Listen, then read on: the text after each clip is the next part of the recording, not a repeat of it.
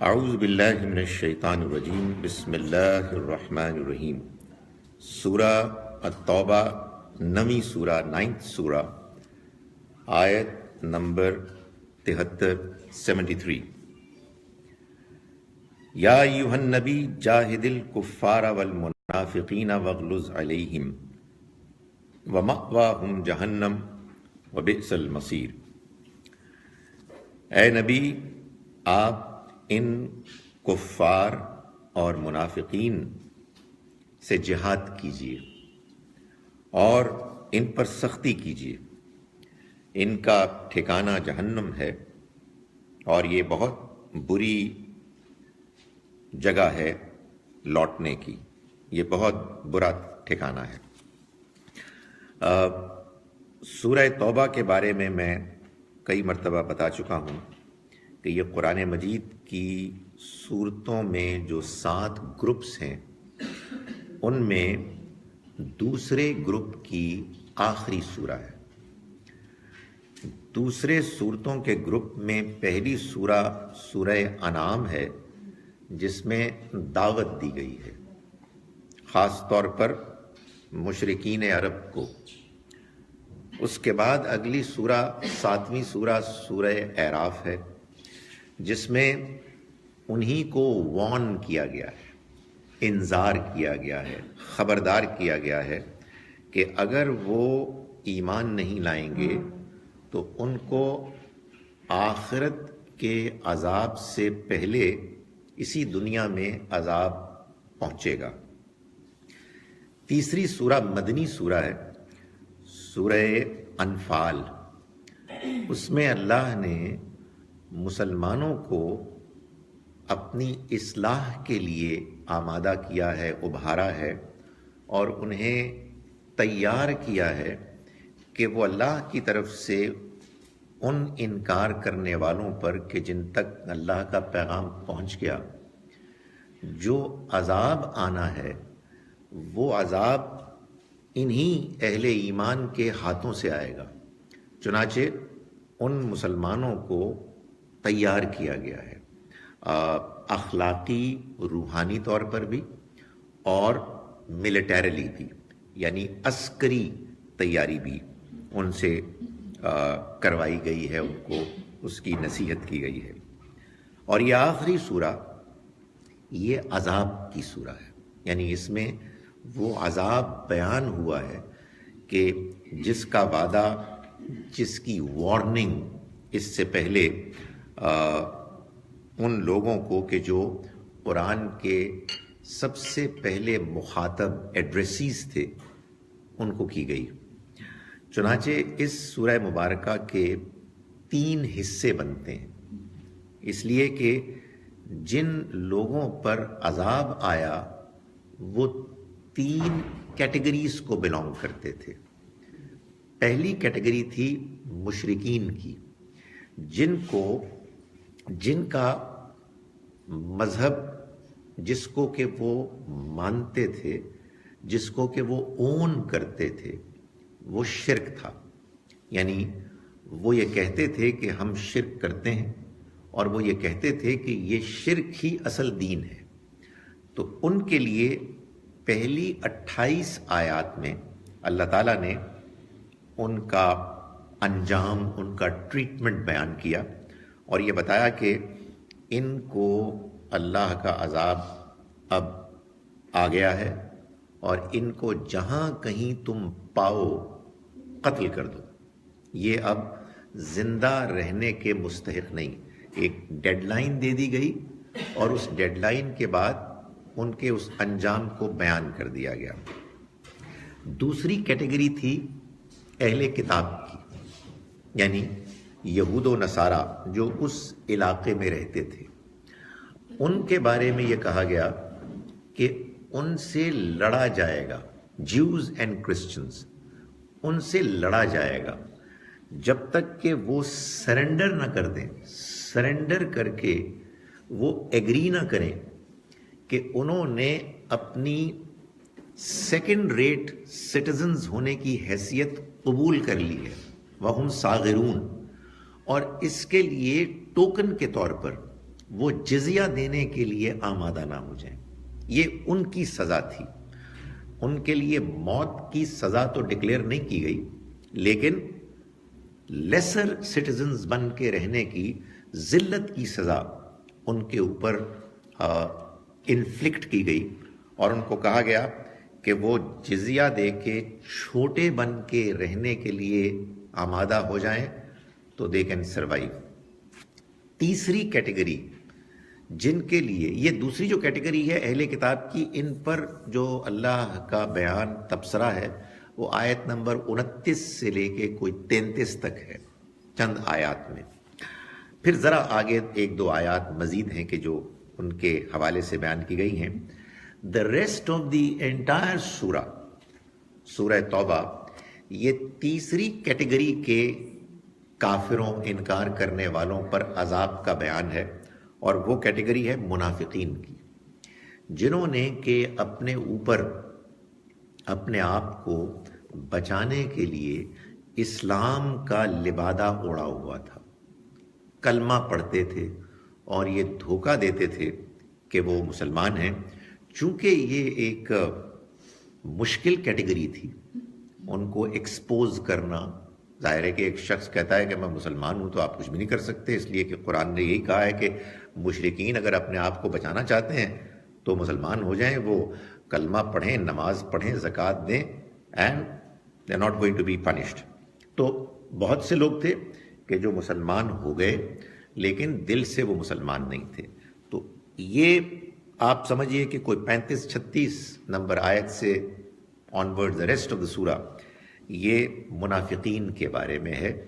اور منافق اور کمزور مسلمان میں ایک ڈگری کا فرق ہوتا ہے، اس لیے مسلمانوں کو الگ کیا گیا، اور ان کو جو کمزور بھی تھے ان کو بھی کہا گیا کہ اپنے آپ کو ٹھیک کر لو، مینڈ یور ویز. ایسا نہ ہو کہ تم منافق بن جاؤ اور منافقین کی کیٹیگری میں شامل ہو جاؤ. تو ہم اب یہ منافقین کے بارے میں جو اللہ تعالیٰ کا بیان ہے اس کو پڑھ رہے ہیں. ایک حصہ ہم پڑھ چکے ہیں اور اب ہم آیت نمبر 73 تک پہنچ گئے ہیں. یہ جو حصہ اب ہم نے شروع کیا ہے یہ آپ یوں سمجھیے کہ اس سورہ مبارکہ کے کوئی 6 شجرے ہیں، اس میں مختلف سیگمنٹس ہیں. یہ جو سیگمنٹ نازل ہوا یہ معلوم ہوتا ہے کہ ایک غزوہ تبوک تھی کہ جس کا اعلان کیا گیا، جس میں ایک خطرہ معلوم ہوتا تھا کہ رومن ایمپائر کی طرف سے حملے کا تھا. تو تبوک کے مقام پر کہ جو ہنڈریڈز آف کلومیٹرز مدینہ منورہ سے دور تھا، سخت گرمی کے موسم میں تمام مسلمان مردوں کو کہ جو ایبل باڈیڈ مرد تھے جن کے پاس سواریاں تھیں، ان کو یہ کہہ دیا گیا تھا کہ تمہارے لیے اس جہاد میں نکل کر شریک ہونا تمہارے ایمان کو ثابت کرنے کے لیے، پروو کرنے کے لیے لازم ہے. چنانچہ یہ جو حصہ ہم پڑھ رہے ہیں یہ معلوم ہوتا ہے کہ اسی زمانے کا ہے کہ جب یہ مسلمان نکل چکے تھے غزوہ تبوک کے لیے. فرمایا کہ یا ایھا النبی، اے نبی، اے پیغمبر، جاہد الکفار والمنافقین، آپ جہاد کیجئے ان کفار اور ان منافقین سے، وغلظ علیہم، اور ان پر سختی کیجئے. یہ الفاظ ہمارے ہاں بعض اوقات بعض لوگ استعمال کرتے ہیں اس بات کو جسٹیفائی کرنے کے لیے کہ ہمیں بھی سخت ہونا چاہیے. when we are talking to people جو ان کے نزدیک کافر ہیں یا منافق ہیں، تو آدمی کو تمیز تہذیب پلیزنٹ طریقے سے نہیں بلکہ سخت طریقے سے بات کرنی چاہیے. حقیقت یہ ہے کہ ایبسلیوٹلی ٹو دا کانٹرری، نبی اکرم صلی اللہ علیہ وسلم ہمیشہ نرم، پلیزنٹ، فورگیونگ، اکوموڈیٹنگ تھے. یہ قرآن کا اپنا بیان ہے. سورہ آل عمران کی آیت نمبر 59 میں 159 میں اللہ تعالیٰ نے فرمایا کہ فَبِمَا رَحْمَةٍ مِّنَ اللَّهِ لِنْتَ لَهُمْ، اے پیغمبر آپ اللہ کی رحمت سے ان کے ساتھ نرم ہیں۔ یہ آیت بتا رہی ہے کہ نبی صلی اللہ علیہ وسلم نرم تھے اور اللہ نے حکم دیا کہ اب آپ سخت ہو جائیں، اس لیے کہ یہ حکم ان خاص لوگوں کے لیے تھا کہ جن کو اللہ نے ہر طرح کا موقع فراہم کر دیا کہ وہ بات کو سمجھیں اور اس کو سمجھنے کے بعد مان لیں، اور اللہ کی بات اور اللہ کا پیغام آخری حد تک کلیئر ہو گیا، ان تک پہنچ گیا، اور ایک عرصے تک ان کے سوالوں کے جواب، ان کے جو بھی اشکالات، ریزرویشنز تھیں، ان کو دور کیا گیا۔ اس کے بعد جب ان تک بات آخری حد تک واضح ہو گئی اور وہ اس کے باوجود انکار، مخالفت، دشمنی، الزامات چھٹلانے پر مصر ہو گئے، تو پھر یہ ڈائریکٹیو آیا کہ اب یہ ڈیزرو نہیں کرتے آپ کی سمپتھی، آپ کی نرمی۔ یہ آیت ہم لوگوں کے لیے کسی کے ساتھ سختی کرنے کی کوئی جسٹیفیکیشن نہیں ہے، بلکہ اگر اس کو دھیان سے ہم پڑھیں سمجھ کر اس کے کانٹیکسٹ میں، تو اس سے معلوم ہوتا ہے کہ ہمیں نرمی کرنی ہے۔ اللہ یہ کہ آسمان سے یہ حکم آ جائے کہ اب تم سختی کرو، اور وہ حکم کبھی نہیں آئے گا، اس لیے کہ وہ تو آخری مرتبہ یہ وحی نازل ہوئی ہے قرآن کی، جس میں آخری مرتبہ ایک قوم پر اللہ کا عذاب آیا ہے۔ اب تو سوائے تبلیغ کے، سوائے بات پہنچانے کے ہمارے پاس کوئی اور طریقہ نہیں ہے۔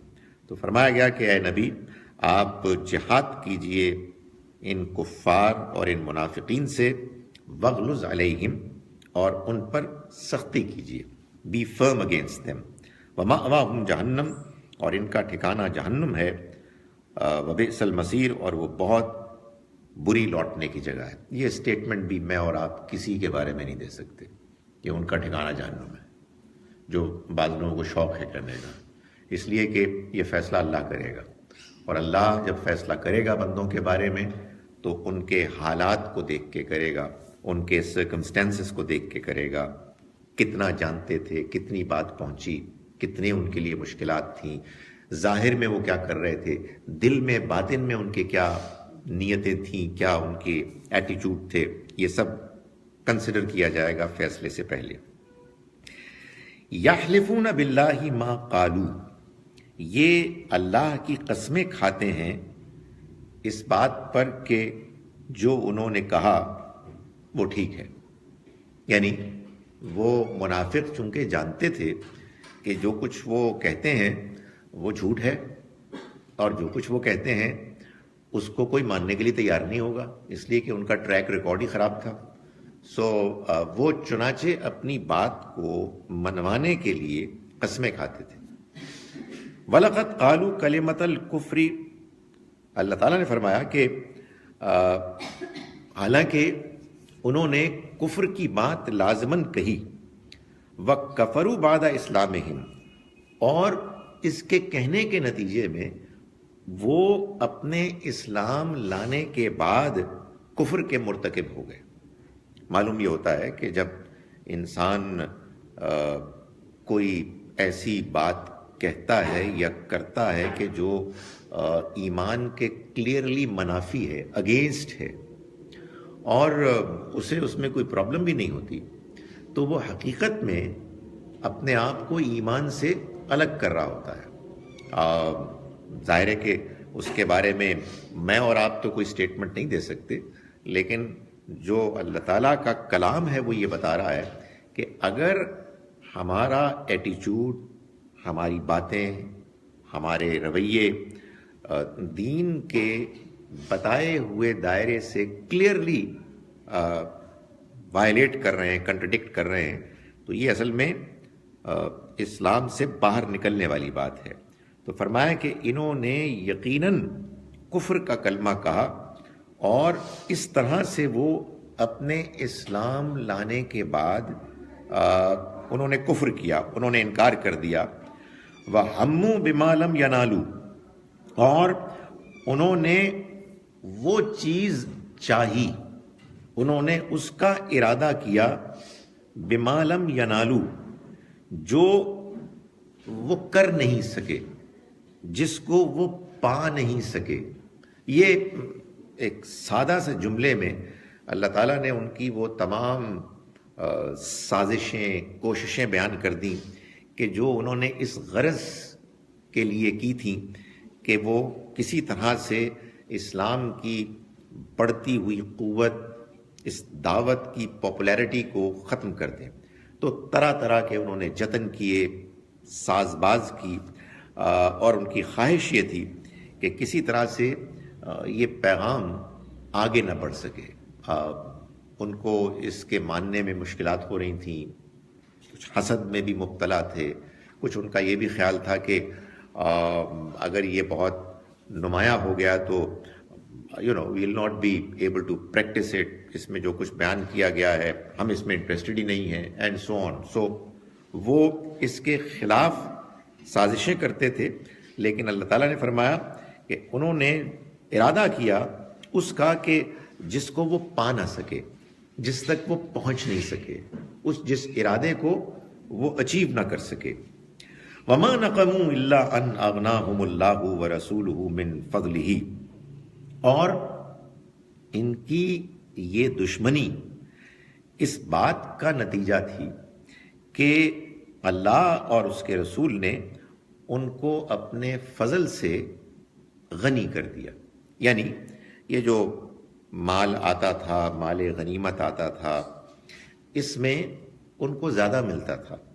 کیوں زیادہ ملتا تھا؟ اس لیے کہ نبی اکرم صلی اللہ علیہ وسلم ان کے بارے میں کنسرن تھے. آبویسلی ان کی حرکتوں سے، ان کے طور طریقوں سے یہ اشارے تو ملتے ہی ہوں گے کہ یہ they are not comfortable with Islam. وہ کچھ ابھی ان کو کچھ پرابلمس ہیں، تو ان کو آگے بڑھ کر دوسرے مخلص اہل ایمان کے مقابلے میں ان کو زیادہ حضور دیتے. تو اللہ تعالیٰ یہ فرما رہے ہیں کہ کیا عجیب بات ہے، کیا یہ اس بات کا صلہ ہے، اس کا نتیجہ ہے کہ اللہ اور اس کے رسول نے ان کو اپنے فضل سے غنی کر دیا. فَإِن يَتُوبُوا يَكُ خَيْرًا لَّهُمْ. پھر اگر یہ توبہ کر لیں تو یہ ان کے لیے بہتر ہوگا. یعنی ابھی بھی ان کے پاس چانس ہے. یہ اللہ کا بڑا کرم، اس کا بڑا احسان ہے کہ وہ اپنے بندوں کو اس دنیا میں بار بار موقع دیتے ہیں. ایسا نہیں ہوتا کہ اللہ کا فیصلہ کسی غلط فیصلے، رویے، اقدام کے نتیجے میں اچانک فوراً ہو جاتا ہے، بلکہ وہ اپرچونٹیز دیتا ہے. ان کو بھی ان کی تمام تر زیادتیوں اور غلط رویوں کے باوجود اللہ تعالیٰ نے فرمایا کہ اگر یہ اب بھی توبہ کر لیں تو ان کے لیے بہتر ہے. وَإِن يَتَوَلَّوْا. اور اگر انہوں نے منہ موڑا، يُعَذِّبْهُمُ اللَّهُ عَذَابًا أَلِيمًا. تو اللہ ان کو دردناک عذاب دے گا. فی الدنیا والآخرہ. دنیا میں بھی اور آخرت میں بھی. دنیا میں اس لیے کہ یہ وہ لوگ ہیں کہ جنہوں نے اللہ کے رسول کی موجودگی میں ان کے ذریعے سے براہ راست پیغام وصول کرنے کے باوجود انکار کیا. تو قرآن مجید یہ واضح کرتا ہے کہ یہ اللہ کا قانون ہے، اس کی سنت ہے کہ جب کوئی قوم اللہ کے رسول سے براہ راست پیغام پانے کے بعد اس کا انکار کرے اور انکار پر وہ ضد کرے، اصرار کرے، تو ان کے لیے آخرت کی سزا سے پہلے دنیا کی سزا بھی ان کو ملے گی. فَمَا لَهُمْ فِي الْأَرْضِ مِنْ وَلِيٍّ وَلَا نَصِيرٍ. اور ان کے لیے زمین میں نہ کوئی حمایتی ہوگا اور نہ ہی کوئی مددگار ہوگا. وَمِنْهُمْ مَنْ عَاهَدَ اللَّهُ.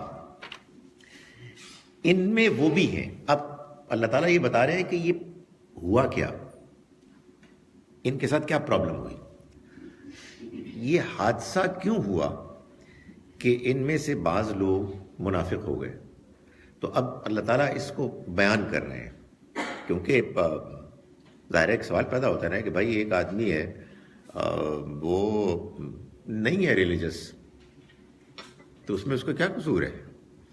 آپ کو کوئی ریلیجن کا ٹیکہ لگ گیا ہے تو کسی اور کو اس میں انٹرسٹ نہیں ہے، تو واٹ از دا پرابلم؟ مطلب یہ دنیا ایک آزاد دنیا ہے، کسی کا کیا قصور ہے؟ تو تو اللہ تعالیٰ یہ بات بتا رہے ہیں کہ اصل میں مسئلہ ہوا کیا. فرمایا کہ وَمِنْهُمْ مَنْ عَاهَدَ اللَّهُ، ان میں وہ بھی ہے کہ جنہوں نے اللہ سے عہد کیا.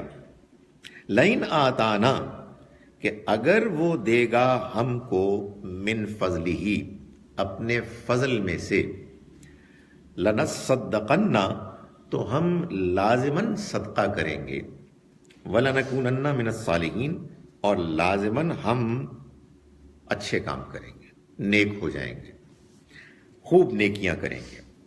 اس سے یہ بات معلوم ہوئی کہ ایسا نہیں تھا کہ وہ کنفیوز تھے، ایسا نہیں تھا کہ ان کو بات سمجھ میں نہیں آئی تھی. بھائی اگر آپ کنفیوزڈ ہیں، اگر آپ کو بات سمجھ میں نہیں آئی ہے تو پھر آپ کو سمجھانی چاہیے، الا یہ کہ آپ جان بوجھ کر کنفیوزڈ ہیں. ایک کنفیوژن ہوتا ہے جینوئن، اور ایک کنفیوژن ہوتا ہے باقاعدہ پیدا کیا ہوا.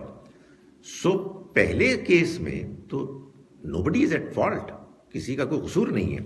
یہاں یہ معلوم ہوتا ہے کہ یہ بہت اچھی طرح سے ساری حقیقت جانتے تھے.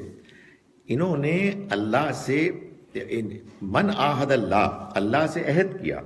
عہد کیا یعنی آبویسلی کسی طرح سے دعا میں اس سے بات کر کے کہ بھائی اچھا اگر آپ موجود ہیں تو I am talking to you, آپ پلیز گیو می ویلتھ، مجھے پیسے دیں تو اس کے بعد میں اچھا ہو جاؤں گا. تو یہ انہوں نے اللہ تعالیٰ کے ساتھ ایک معاہدہ کیا.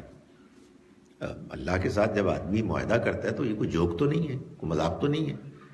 فرمایا کہ فلما آتاہم من فضلہ، پھر جب اس نے ان کو دیا اپنے فضل میں سے، بخلو، تو انہوں نے بخل کیا، یعنی جو وعدہ کیا تھا خرچ کرنے کا وہ وعدہ اگنور کر دیا. تو انہوں نے کیا کیا؟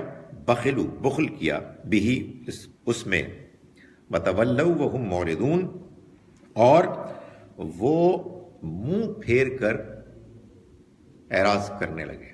یعنی انہوں نے پھر یہ سوچا بھی نہیں، انہوں نے پھر اس بارے میں کوئی دلچسپی ہی ظاہر نہیں کی کہ کبھی انہوں نے کوئی وعدہ بھی کیا تھا.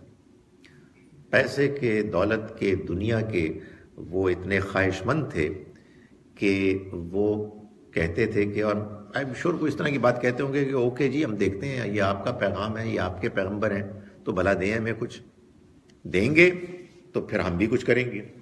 تو اللہ نے جب اپنے فضل سے ان کو دیا تو انہوں نے منہ موڑا اور وہ اعراض کرنے لگے. فَعَاقَبَهُمْ نِفَاقًا فِي قُلُوبِهِمْ إِلَى يَوْمِ يَلْقَوْنَهُ، تو کیا ہوا؟ اس کا نتیجہ یہ ہوا کہ اللہ نے اس دن تک کے لیے کہ جب وہ اس سے ملیں گے، ان کے دلوں میں نفاق پیدا کر دیا، منافقت ڈال دی. بما اخلف اللہ ما وعدوہ، اس وجہ سے کہ جو انہوں نے اللہ کے ساتھ جو وعدہ کیا تھا اس کی خلاف ورزی کی. وبما کانوا یکذبون، اور اس وجہ سے کہ جو وہ جھوٹ بولتے رہے. اسی لیے میں کہتا ہوں کہ جھوٹا آدمی دیندار نہیں ہو سکتا. جھوٹا آدمی اگر ظاہر میں دیندار ہوگا تو منافقت کرے گا. تو اللہ تعالیٰ نے یہ فرمایا کہ یہ در حقیقت ان کے اس منافقت کی اصل وجہ ہے کہ انہوں نے ایک وعدہ خلافی اور دوسرا جھوٹ بولنا. تو اللہ تعالیٰ نے فرمایا کہ یہ ان کے اوپر جو اب کیفیت طاری ہے، یہ کیفیت خود ان کے اپنے کرتوت کا نتیجہ ہے، ان کے اپنے رویے کا نتیجہ. یہ بات قرآن بار بار بیان کرتا ہے. قرآن کی بعض تھیمز ایسی ہیں کہ، اور چند تھیمز ہی ہیں کہ جن کو مختلف پہلوؤں سے اللہ تعالیٰ بیان کرتے ہیں اور بار بار بیان کرتے ہیں، ایسے کہ یو کی ناٹ مس اٹ، آپ کو بات سمجھ میں آ جائے.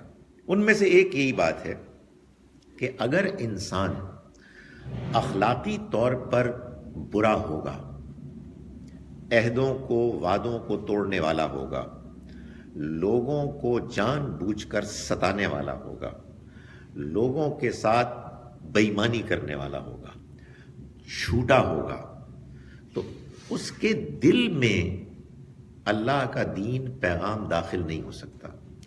ظاہر میں وہ ایکٹنگ کر سکتا ہے لیکن اللہ کی ہدایت اس کے اندر داخل نہیں ہو سکتی. There is no way that it would enter the individual's heart. جو فراڈ آدمی ہے، جو جھوٹا ہے، جو مکار ہے. تو یہاں اللہ تعالیٰ یہی بتا رہے ہیں کہ یہ جو ان کے ساتھ معاملہ ہوا یہ کوئی ٹیسٹ کا معاملہ نہیں ہے. یہ کوئی ایسا نہیں ہے کہ کسی کا کوئی مزاج ہوتا ہے اور کسی کا کوئی مزاج ہوتا ہے. یہ اس لیے ہوا کہ انہوں نے اللہ کے ساتھ، یہ آپ سوچئے یعنی کہ وہ یہ اللہ تعالیٰ سے ایک وعدہ کر رہے ہیں کہ جی آپ ذرا ہماری حالات تو بہتر کریں، اس کے بعد دیکھیں ہم کیا نیکیوں اور صدقے خیرات میں کیا ہم ریکارڈ قائم کرتے ہیں. اور معلوم ہوا کہ جب وہ مل گیا تو پیچھے مڑ کے بھی نہیں دیکھا کہ کوئی بات بھی کبھی ہوئی تھی. تو اللہ تعالیٰ نے فرمایا کہ اس کے نتیجے میں یہ ہوا. یہ بڑی سگنیفیکنٹ بات ہے کہ آنیسٹلی آدمی کو اگر دین میں مخلص ہونا ہے تو اس کو اپنے آپ کو اخلاقی طور پر ٹھیک کرنا ہوگا. ایک آج کل میرے اوپر ایک آیت طاری ہوئی ہے. عمل میں تو کوئی بہتری نہیں ہوئی، اللہ کرے ہو جائے، لیکن کم از کم طاری ضرور ہو گئی ہے. اللہ تعالیٰ یہ فرماتے ہیں کہ تم کو یہ جو پیغام ہے قرآن کا، یہ سورہ انسان جس کا دوسرا بھی ایک نام ہے حل اتی علی الانسان حین من الدہر، سورہ دہر، اس میں اللہ تعالیٰ نے بیان فرمایا ہے، پرابلی سورہ نمبر 76 ہے، بالکل آخر میں، ان ھذہ تذکرہ، یہ قرآن ایک یاد دہانی ہے، جو چاہے وہ اس سے یاد دہانی حاصل کرے. یعنی مطلب یہ ہے کہ اس یاد دہانی، اس پیغام سے آپ فائدہ اٹھائیں گے اگر آپ فائدہ اٹھانا چاہیں گے، اگر آپ کے فائدہ اٹھانے کی خواہش ہوگی. If you are not interested you will not get it. یہ قرآن واضح طور پر کہتا ہے، وہ کہتا رہتا ہے، یہ تو بہت کہتا ہے، لیکن یہاں ایک اور خاص بات کہی، اور وہ یہ ہے کہ وما تشاؤون، آپ خواہش بھی نہیں کر سکتے، الا ان یشاء اللہ، مگر یہ کہ اللہ چاہے. آپ خواہش کریں گے کہ آپ کو دین ملے، سمجھ میں آئے، ہدایت حاصل ہو، قرآن کی طرف آپ کا میلان ہو. اگر آپ خواہش کریں گے، جینون خواہش کریں گے تو آپ کو ملے گا، اور اگر نہیں کریں گے تو نہیں ملے گا. ویسے بائی دا وے آپ خواہش بھی نہیں کر سکتے. یو کی not desire on your own الا ان یشاء اللہ، سوائے اس کے کہ اللہ کی مرضی ہو کہ آپ خواہش کریں. بڑی بڑی بڑی خطرناک بات ہے جی. اس لیے کہ اللہ کی مرضی میرے بارے میں کہ میں دین میں، اس کے پیغام میں جینوئنلی انٹرسٹڈ ہوں، یہ میرٹ پہ ہوئی. وہ میرے کرتوت دیکھے گا. مطلب وہ صرف یہ نہیں دیکھے گا کہ آ کے وہ تقریر جھاڑ رہے ہیں، وہ دیکھے گا میں کرتا کیا ہوں، ہاؤ ڈو آئی بیہیو، انسانوں کے ساتھ کیسے ہوتا ہوں، میرا اخلاق کیا ہے، میرا رویہ کیا ہے. تو وہ اس کی بیسس پہ یہ طے کرے گا کہ میں انٹرسٹڈ ہوں دین میں اس کے پیغام میں انٹرسٹڈ ہوں اور جینوئنلی انٹرسٹڈ ہوں، اور اگر انٹرسٹڈ ہوں گا تو وہ پھر مجھے دے گا. تو یہاں اس کو ایک اور انداز میں بیان کیا گیا کہ یہ اخلاقی طور پر ان کا حال یہ تھا کہ انہوں نے اللہ سے وعدہ کیا، اور جب اللہ نے اپنا وعدہ پورا کیا تو مکر گئے. فرمایا کہ الم یعلمون، یہ اصل بات ہے جو ہو رہی ہے، اصل بات.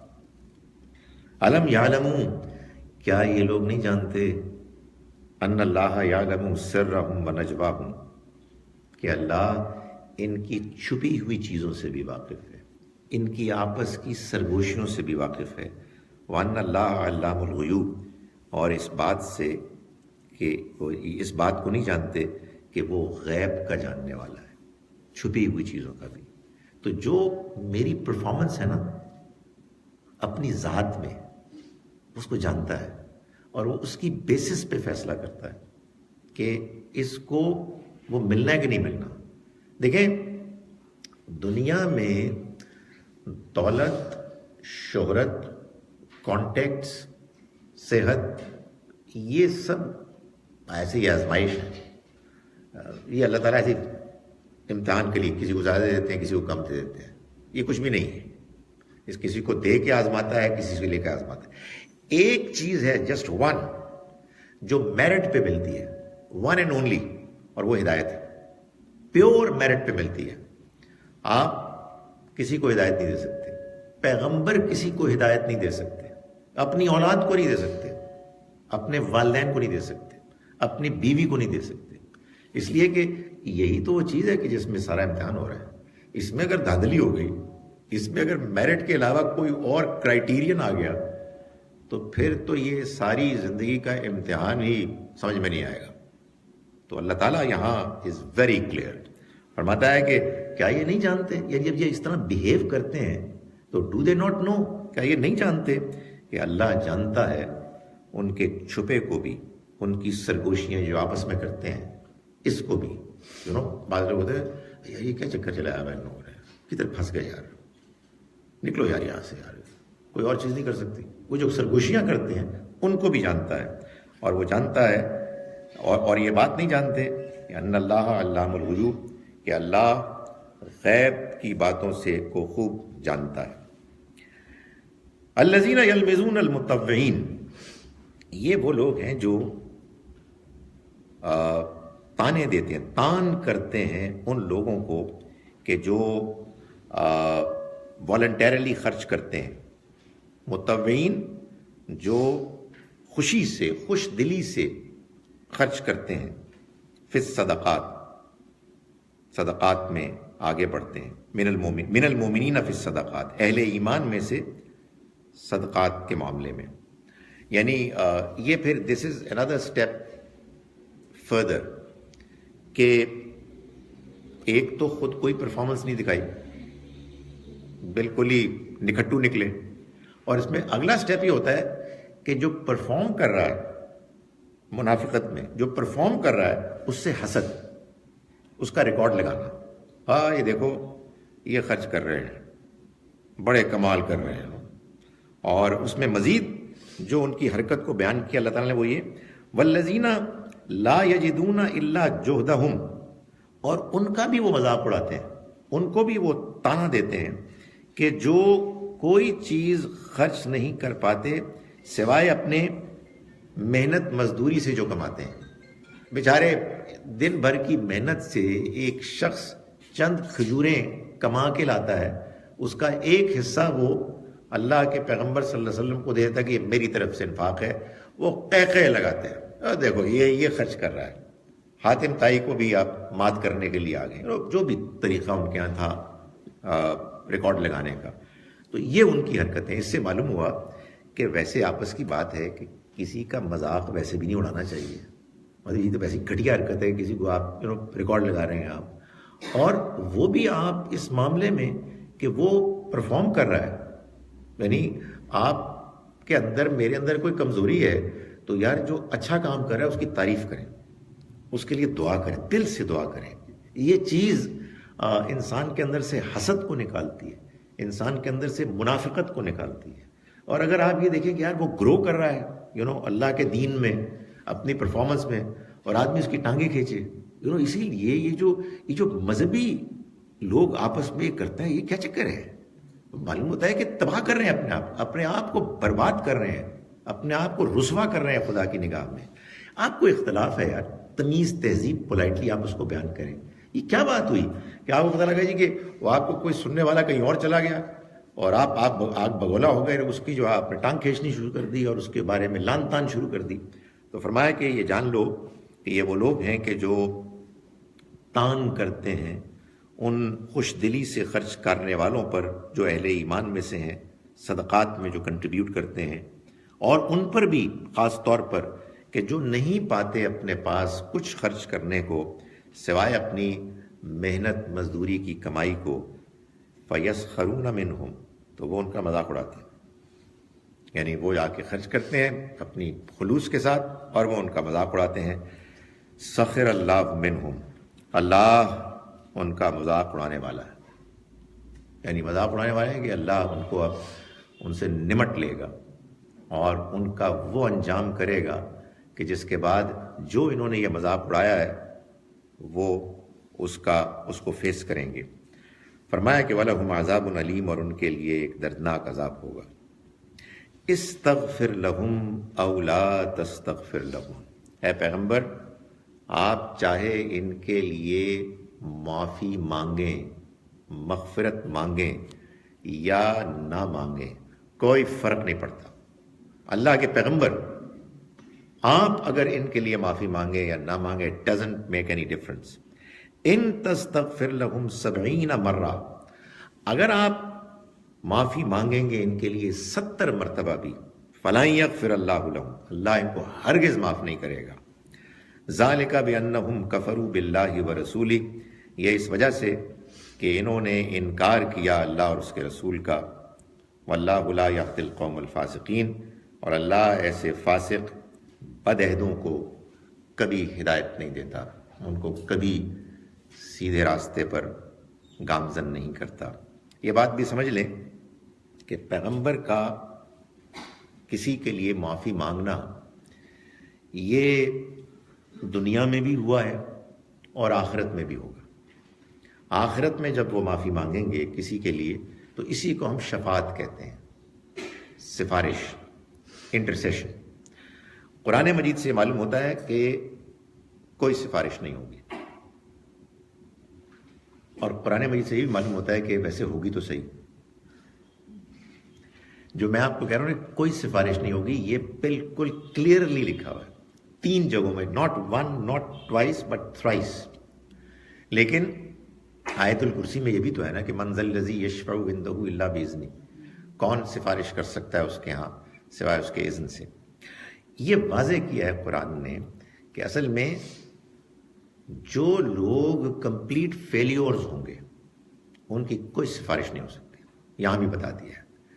کچھ لوگ ہوں گے جن کے مارکس پاس مارکس تو نہیں ہیں لیکن ذرا پاس مارکس سے کم ہوں گے، تو وہ اللہ کی طرف سے گریس مارکس کے مستحق ہوں گے. جیسے ہمارے زمانے میں 33% ہوتے تھے گریس مارکس، 40% پاس مارکس ہوتے تھے.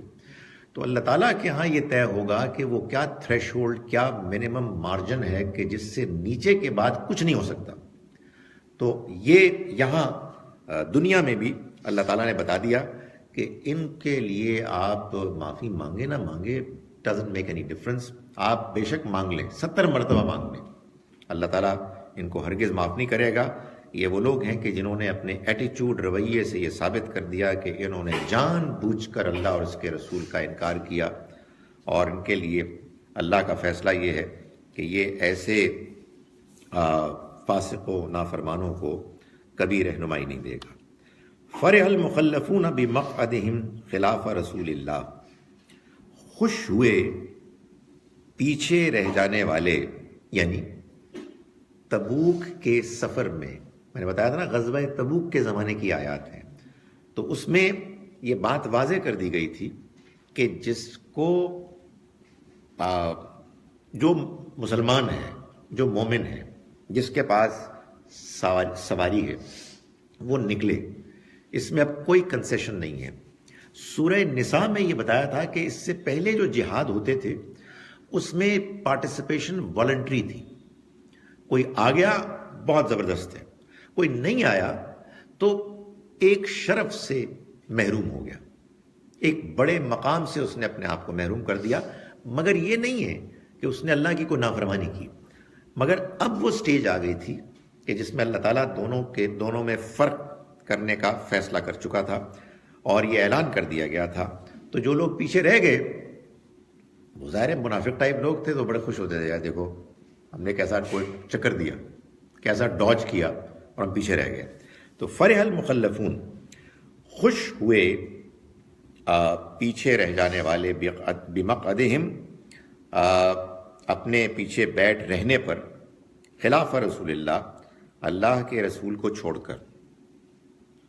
وَكَرِهُوا أَن يُجَاهِدُوا بِأَمْوَالِهِمْ وَأَنفُسِهِمْ، اور انہیں یہ بات ناپسند ہوئی کہ وہ جہاد کریں اپنے مال اور اپنی جانوں کے ساتھ، فی سبیل اللہ، اللہ کے راستے میں.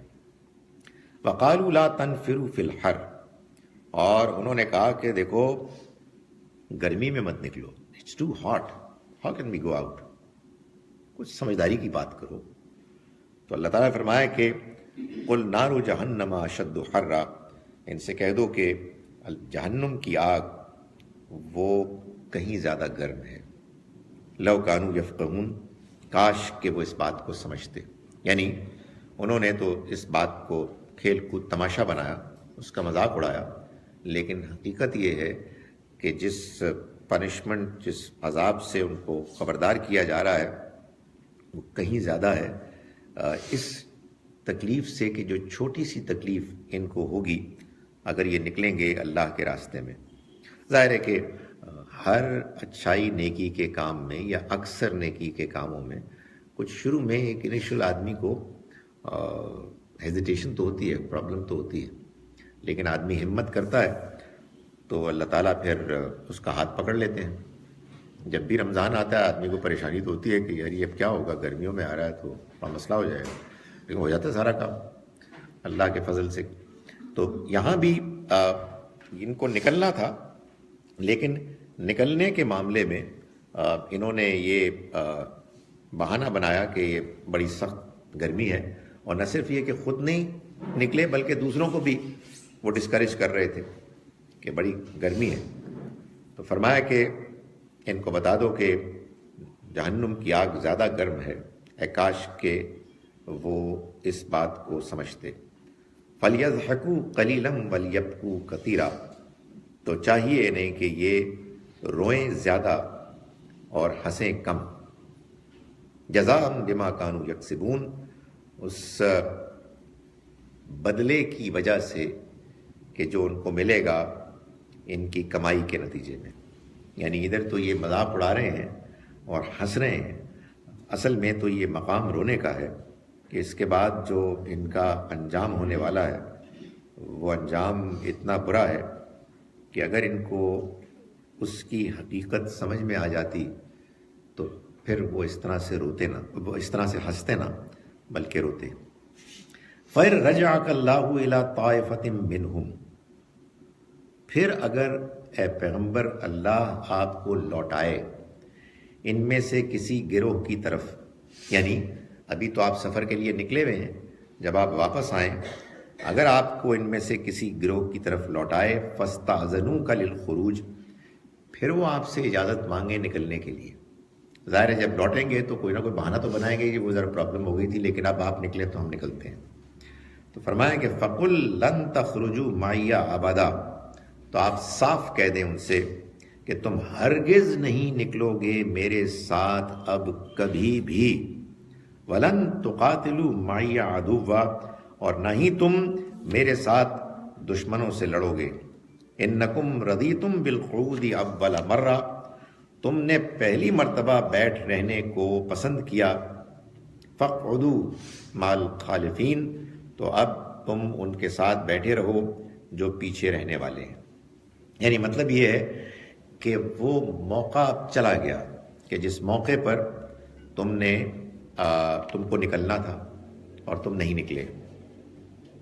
آپ کہیں گے کہ یہ بات تھوڑی سخت نہیں ہو گئی، اور ٹھیک ہے غلطی ہو گئی ہے تو ایک اور موقع ملنا چاہیے تھا. یہ آگے چل کے ہمیں معلوم ہوگا کہ جن سے واقعی غلطی ہوئی تھی اللہ نے ان کو موقع دیا، لیکن جو بندہ سوچ سمجھ کے دل کے اطمینان کے ساتھ پیچھے رہا اور کسی موقع پر بھی اس کو کوئی افسوس، کوئی قلق نہیں ہوا، وہ جب یہ کہتا ہے کہ آپ جانے دیں، آپ نکلنے دیں، تو اصل میں اپنے سکن سیو کرنے کے لیے، اپنے آپ کو بچانے کے لیے وہ یہ کہہ رہا ہے، اس کی نیت ابھی بھی نہیں ہے. سو یہ وہ لوگ تھے کہ جن کے بارے میں یہ بتا دیا کہ اب اللہ اپنے غیب کے علم سے ان کی نیت، ان کے ارادے کو بیان کر رہا ہے کہ یہ اس قابل نہیں ہے کہ ان کو یہ موقع ملے کہ یہ آپ کے ساتھ نکلیں. تو ان کو کہو کہ فَاقْعُدُوا مَعَ الْخَالِفِينَ، تم بیٹھے رہو پیچھے رہنے والوں کے ساتھ. وَلَا تُصَلِّ عَلَىٰ أَحَدٍ مِّنْهُمْ مَاتَ أَبَدًا، اور اب اے پیغمبر جو ان میں سے مر جائے آپ کبھی اس کی نماز یعنی جنازے کی نماز نہ پڑھیے، ولا تقم علی قبرہ، اور نہ ہی اس کی قبر پر آپ کھڑے ہوں، یعنی دعا کے لیے کھڑے ہوں۔ یہ آپ سمجھیے کہ پیغمبر کی موجودگی میں کسی کلمہ گو کے لیے الٹیمیٹ رسوائی ہے کہ وہ مر گیا اور موت پر جو نماز جنازہ ہو اس کو اللہ کے پیغمبر پڑھنے سے انکار کر دیں، ان کی دعا سے انسان محروم ہو جائے، ان کی طرف سے اللہ کے ہاں سفارش کے کلمات اس کے لیے کہے ہی نہ جائیں۔ تو یہ اصل میں ایک بڑی سزا تھی، ایک جس کو کہ یہاں بیان کر دیا گیا، اور ظاہر ہے کہ یہی وہ چیز تھی کہ جو اللہ کے اس فیصلے کے بعد نمایاں ہو گئی کہ یہ وہ لوگ ہیں کہ جو اب کسی قسم کی مزید مرسی جو اللہ کے لیے، اللہ کے ہاں عام لوگوں کے لیے ہوتی ہے، اس کے مستحق نہیں۔ انہم کفروا باللہ ورسولہ، یہ وہ لوگ ہیں کہ جنہوں نے انکار کیا اللہ اور اس کے رسول کا، وماتوا وہم فاسقون، اور وہ مرے اس حال میں کہ وہ نافرمان بد عہد تھے۔ تو یہ اب کسی قسم کی کوئی مرسی ڈیزرو نہیں کرتے۔ ہمارے ہاں ایک بڑی کنٹروورسی، تو میں نہیں کہتا، اکثر مسلمان اس پہ بالکل کلیئر ہے کہ غیر مسلموں کے مرنے پر ہم ان کے لیے دعا نہیں کر سکتے۔ ان کا کہنا یہ ہے کہ اللہ تعالیٰ نے یہ کہہ دیا ہے کہ ان کے لیے نہیں ہو سکتی۔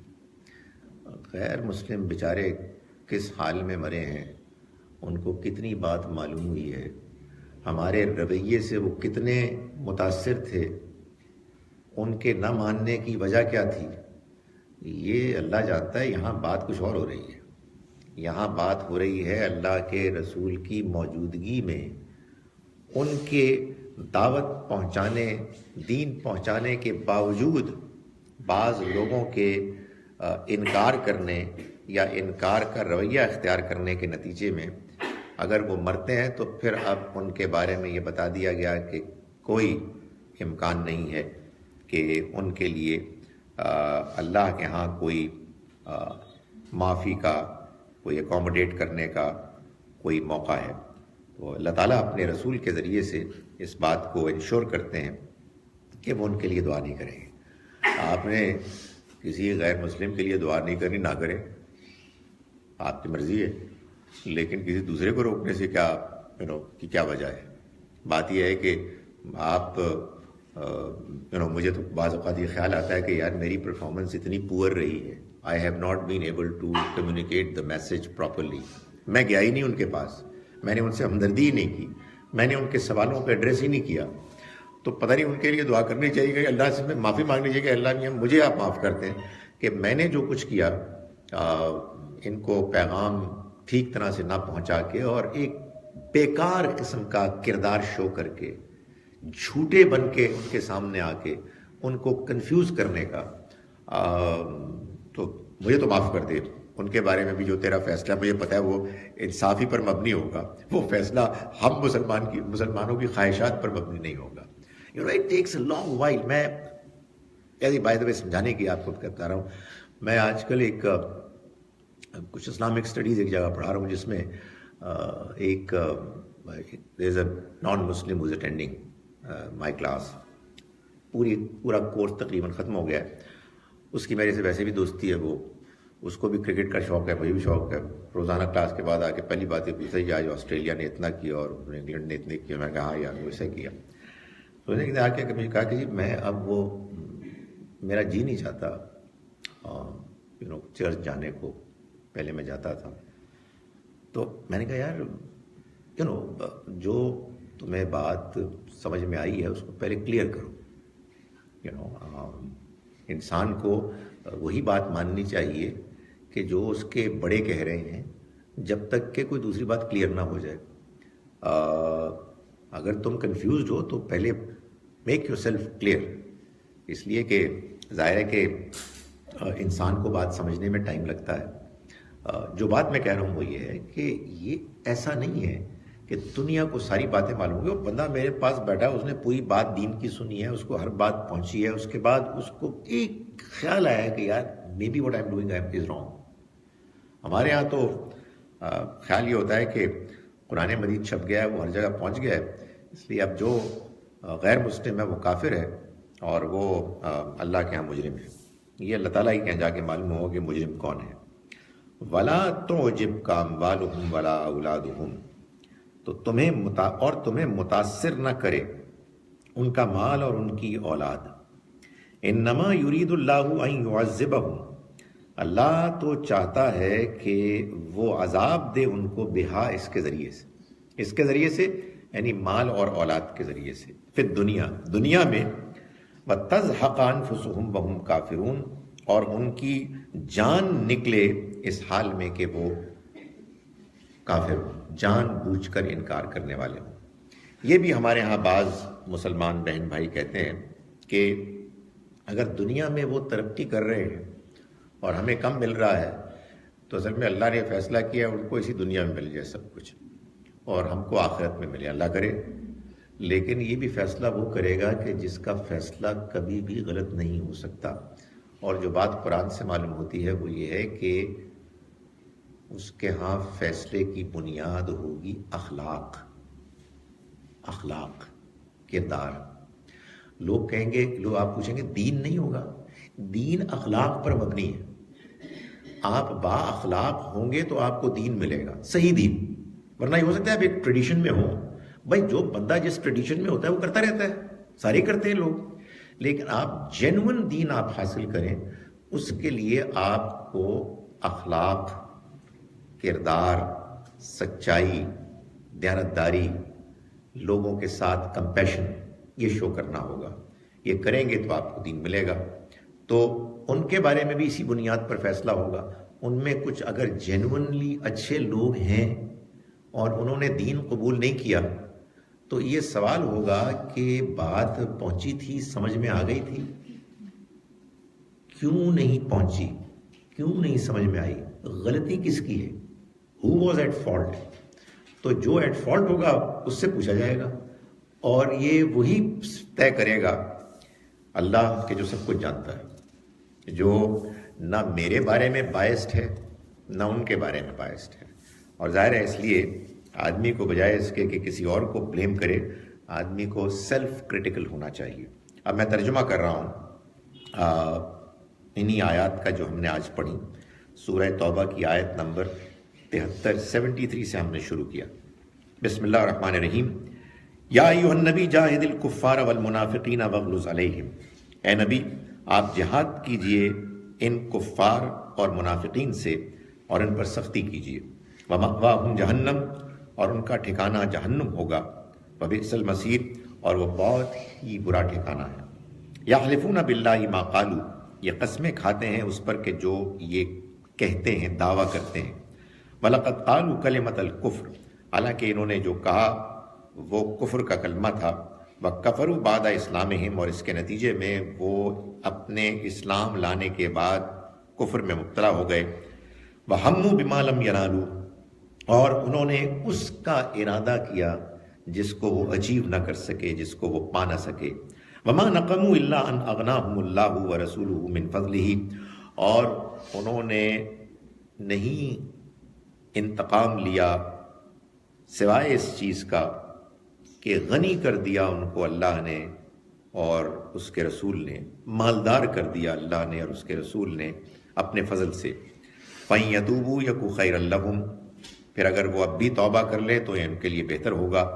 وَإِن يَتَوَلَّوْا, اور اگر انہوں نے منہ موڑا, يُعَذِّبْهُمُ اللَّهُ عَذَابًا أَلِيمًا, اللہ ان کو عذاب دے گا, ایک دردناک عذاب. پھر دنیا والآخرہ, دنیا میں بھی اور آخرت میں بھی. وَمَا لَهُمْ فِي الْأَرْضِ مِنْ وَلِيٍّ وَلَا نَصِيرٍ, اور نہیں ہوگا ان کے لیے زمین میں نہ کوئی دوست نہ کوئی مددگار. وَمِنْهُمْ مَنْ عَاهَدَ اللَّهُ, اور ان میں سے وہ بھی ہیں کہ جنہوں نے اللہ سے عہد کیا. لَئِنْ آتَانَا, کہ اگر اس نے ہم کو دیا یعنی مال دیا, من فضلہ, اپنے فضل میں سے, لَنَصَّدَّقَنَّ, تو ہم لازماً صدقہ کریں گے. وَلَنَكُونَنَّ مِنَ الصَّالِحِينَ، اور ہم لازماً نیک لوگوں میں سے ہوں گے، نیکوکاری کو اختیار کریں گے۔ فَلَمَّا آتَاهُم مِّن فَضْلِهِ، پھر جب اس نے دیا ان کو، یعنی اللہ نے دیا ان کو اپنے فضل میں سے، بخلوا، تو انہوں نے بخل کیا، کنجوسی کی، بھی اس کے معاملے میں، وَتَوَلَّوْا وَهُمْ مُعْرِضُونَ، اور انہوں نے منہ موڑا اور اعراض کا رویہ اختیار کیا، پھر کے نہیں دیکھا، مڑ کے نہیں دیکھا۔ فَعَاقَبَهُمْ نِفَاقًا فِي قُلُوبِهِمْ، تو اس نے ان کے دلوں میں نفاق بٹھا دیا، اِلَى یوم یلقونہ، اس دن تک کے لیے کہ جب وہ اس سے ملاقات کریں گے، یعنی ان کی موت تک۔ بما اخلف اللہ ما وعدوہ، اس وجہ سے کہ جو انہوں نے وعدے کی خلاف ورزی کی کہ جو انہوں نے اس سے کیا، وبما کانوا یکذبون، اور اس وجہ سے کہ جو وہ جھوٹ بولتے تھے۔ الم یعلموا، کیا وہ نہیں جانتے، ان اللہ یعلم سرہم ونجواہم، کہ اللہ جانتا ہے ان کی چھپی ہوئی باتوں کو بھی، ان کی سرگوشیوں کو بھی، وان اللہ علام الغیوب، اور یہ کہ اللہ تمام غیب کی باتوں کو خوب جاننے والا ہے۔ الذین یلمزون المطوعین، یہ لوگ ہیں وہ کہ جو تان کرتے ہیں، خوش دلی سے خرچ کرنے والوں پر، من المومنین، اہل ایمان میں سے، فی الصدقات، صدقات کے معاملے میں، والذین لا یجدون الا جہدہم، اور ان پر بھی تان کرتے ہیں کہ جو نہیں پاتے اپنے پاس کچھ بھی خرچ کرنے کو سوائے اپنی محنت مزدوری کی کمائی کے، فیسخرون منہم، تو وہ ان کا مذاق اڑاتے ہیں۔ سخر اللہ منہم، اللہ ان کا مذاق اڑائے گا، وَلَهُمْ عَذَابٌ علیم، اور ان کے لیے ایک دردناک عذاب ہے۔ استغفر لہم او لا تستغفر لہم، اے پیغمبر آپ ان کے لیے معافی مانگیں یا نہ مانگیں، اس سے کوئی فرق نہیں پڑتا۔ ان تستغفر لہم، اگر آپ ان کے لیے معافی مانگیں گے 70 مرہ، 70 مرتبہ بھی، فلن یغفر اللہ لہم، تو اللہ ہرگز معاف نہیں کرے گا ان کو۔ ذالک بانہم کفروا باللہ ورسولہ، یہ اس وجہ سے ہے کہ انہوں نے انکار کیا اللہ اور اس کے رسول کا، واللہ لا یہدی القوم الفاسقین، اور اللہ ایسے نافرمانوں بدعہدوں کو ہدایت نہیں دیتا، رہنمائی نہیں کرتا ان کی۔ فرح المخلفون بمقعدہم خلاف رسول اللہ، خوش ہوئے پیچھے رہ جانے والے اللہ کے رسول کو چھوڑ کر اپنے بیٹھ رہنے پر، وَكَرِهُوا أَن يُجَاهِدُوا بِأَمْوَالِهِمْ وَأَنفُسِهِمْ فِي سَبِيلِ اللَّهِ، اور انہوں نے ناپسند کیا اس کو کہ وہ جہاد کریں اپنے مال اور اپنی جانوں کے ساتھ اللہ کے راستے میں۔ وَقَالُوا لَا تَنفِرُوا فِي الْحَرِّ، اور انہوں نے کہا کہ گرمی میں مت نکلو۔ قُلْ نَارُ جَهَنَّمَ أَشَدُّ حَرًّا، ان سے کہہ دیجئے کہ جہنم کی آگ زیادہ گرم ہے۔ لَوْ كَانُوا يَفْقَهُونَ، اے کاش کہ وہ اس بات کو سمجھیں۔ فَلْيَضْحَكُوا قَلِيلًا وَلْيَبْكُوا كَثِيرًا، تو انہیں چاہیے کہ یہ ہنسیں تھوڑا اور روئیں زیادہ، جزاء بما كانوا يكسبون، اس بدلے کی وجہ سے کہ جو ان کو ملے گا ان کی کمائی کے نتیجے میں۔ فَإِن رَجَعَكَ اللَّهُ إِلَىٰ طَائِفَةٍ مِّنْهُمْ، پھر اگر لوٹا دے اللہ آپ کو اے پیغمبر ان میں سے کسی گروہ کی طرف، فَاسْتَأْذَنُوكَ لِلْخُرُوجِ، پھر وہ آپ سے اجازت مانگیں نکلنے کی، فَقُلْ لَن تَخْرُجُوا مَعِيَّ أَبَدًا، تو آپ کہہ دیجئے کہ تم ہرگز میرے ساتھ نہیں نکل سکتے کبھی بھی۔ وَلَن تُقَاتِلُوا مَعِيَّ عَدُوًّا، اور نہ تم میرے ساتھ دشمنوں سے لڑ سکتے ہو۔ اِنَّكُمْ رَضِيتُمْ بِالْقُعُودِ، تم تو راضی ہو گئے بیٹھ رہنے پر، اول مرتن، پہلی مرتبہ، فَاقْعُدُوا مَعَ الْخَالِفِينَ، تو تم بیٹھے رہو پیچھے رہنے والوں کے ساتھ۔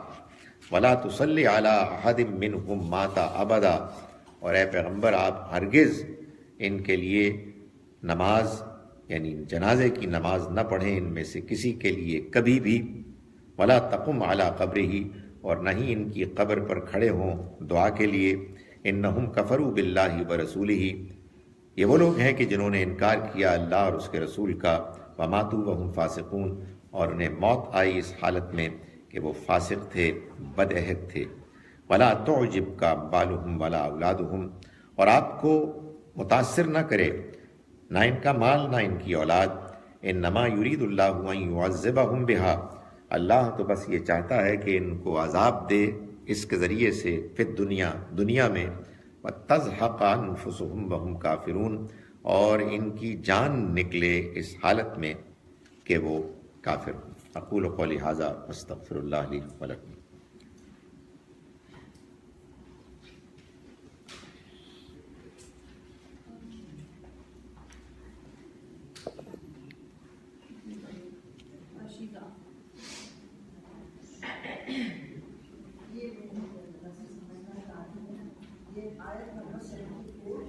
جی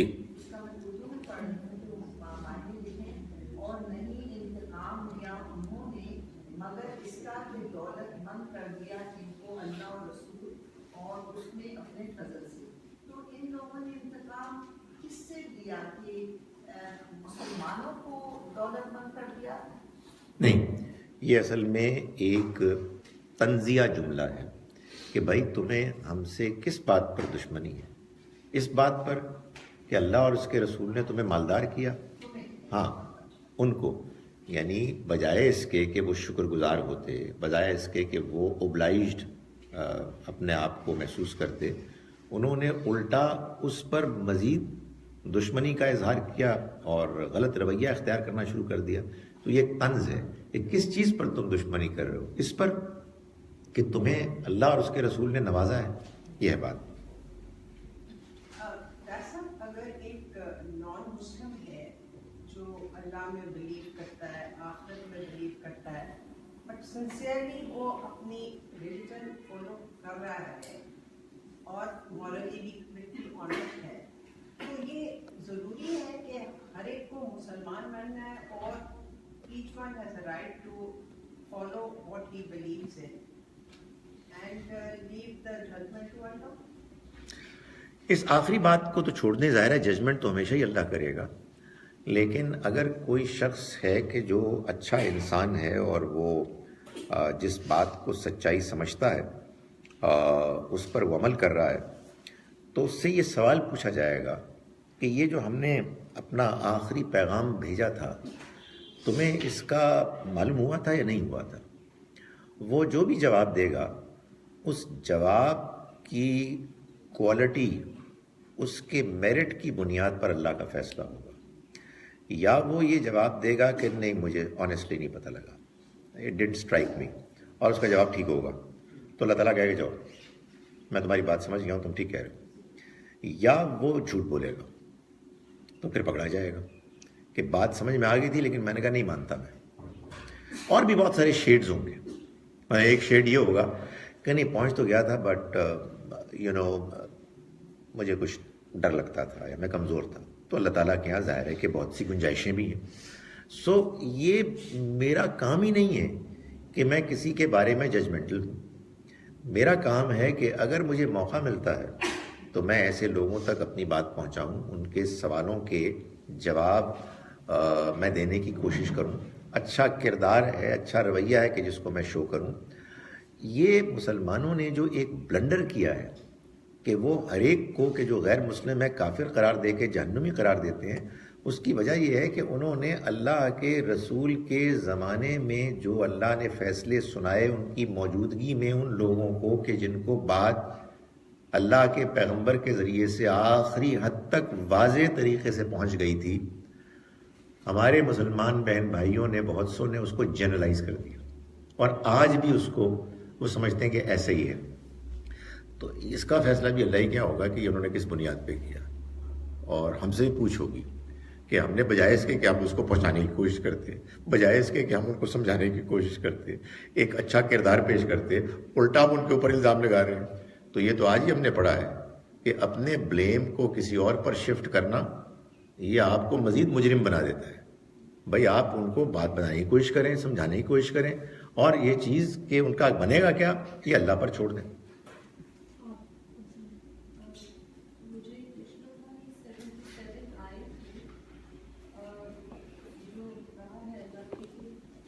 کہ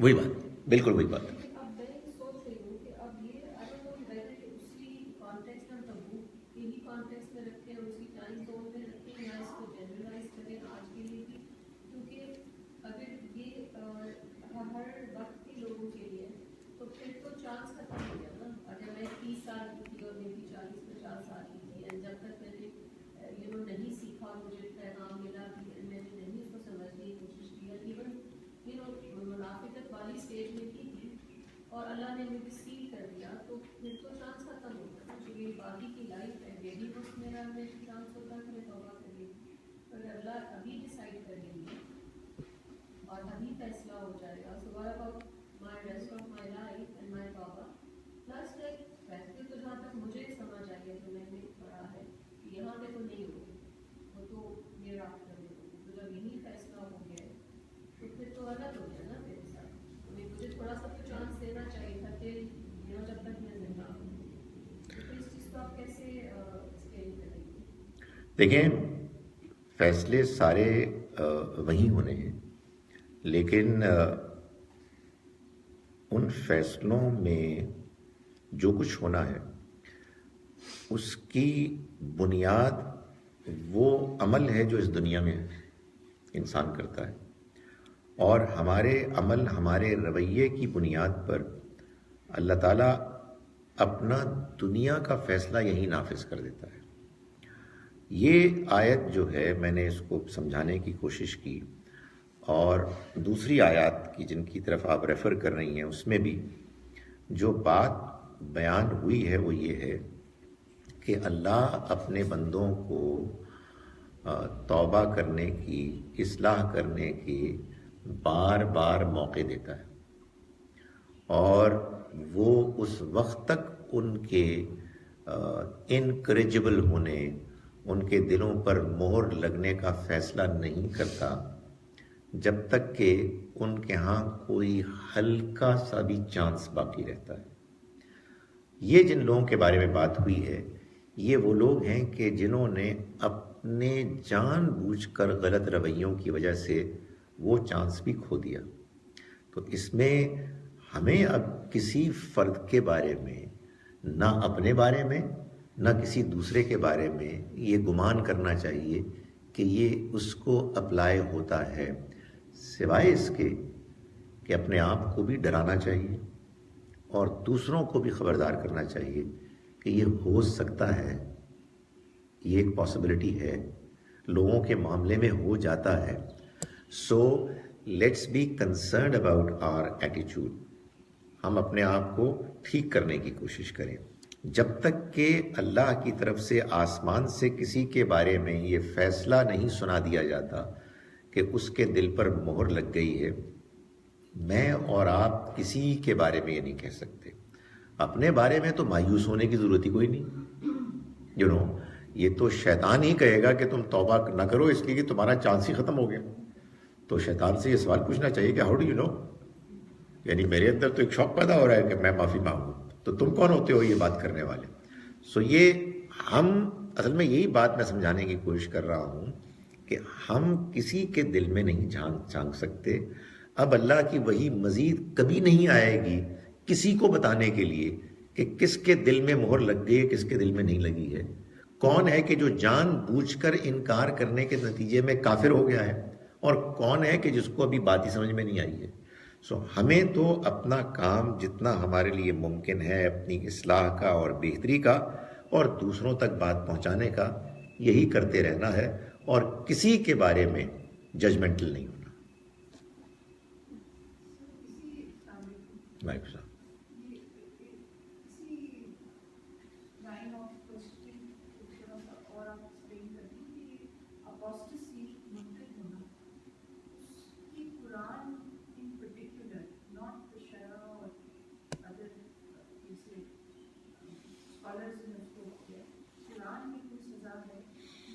नहीं, कोई सज़ा नहीं है सिवाय उस सज़ा के जो अल्लाह ताला ने बयान कर दी कि एक डेडलाइन के गुजर जाने के बाद इसी सूरह मुबारका में।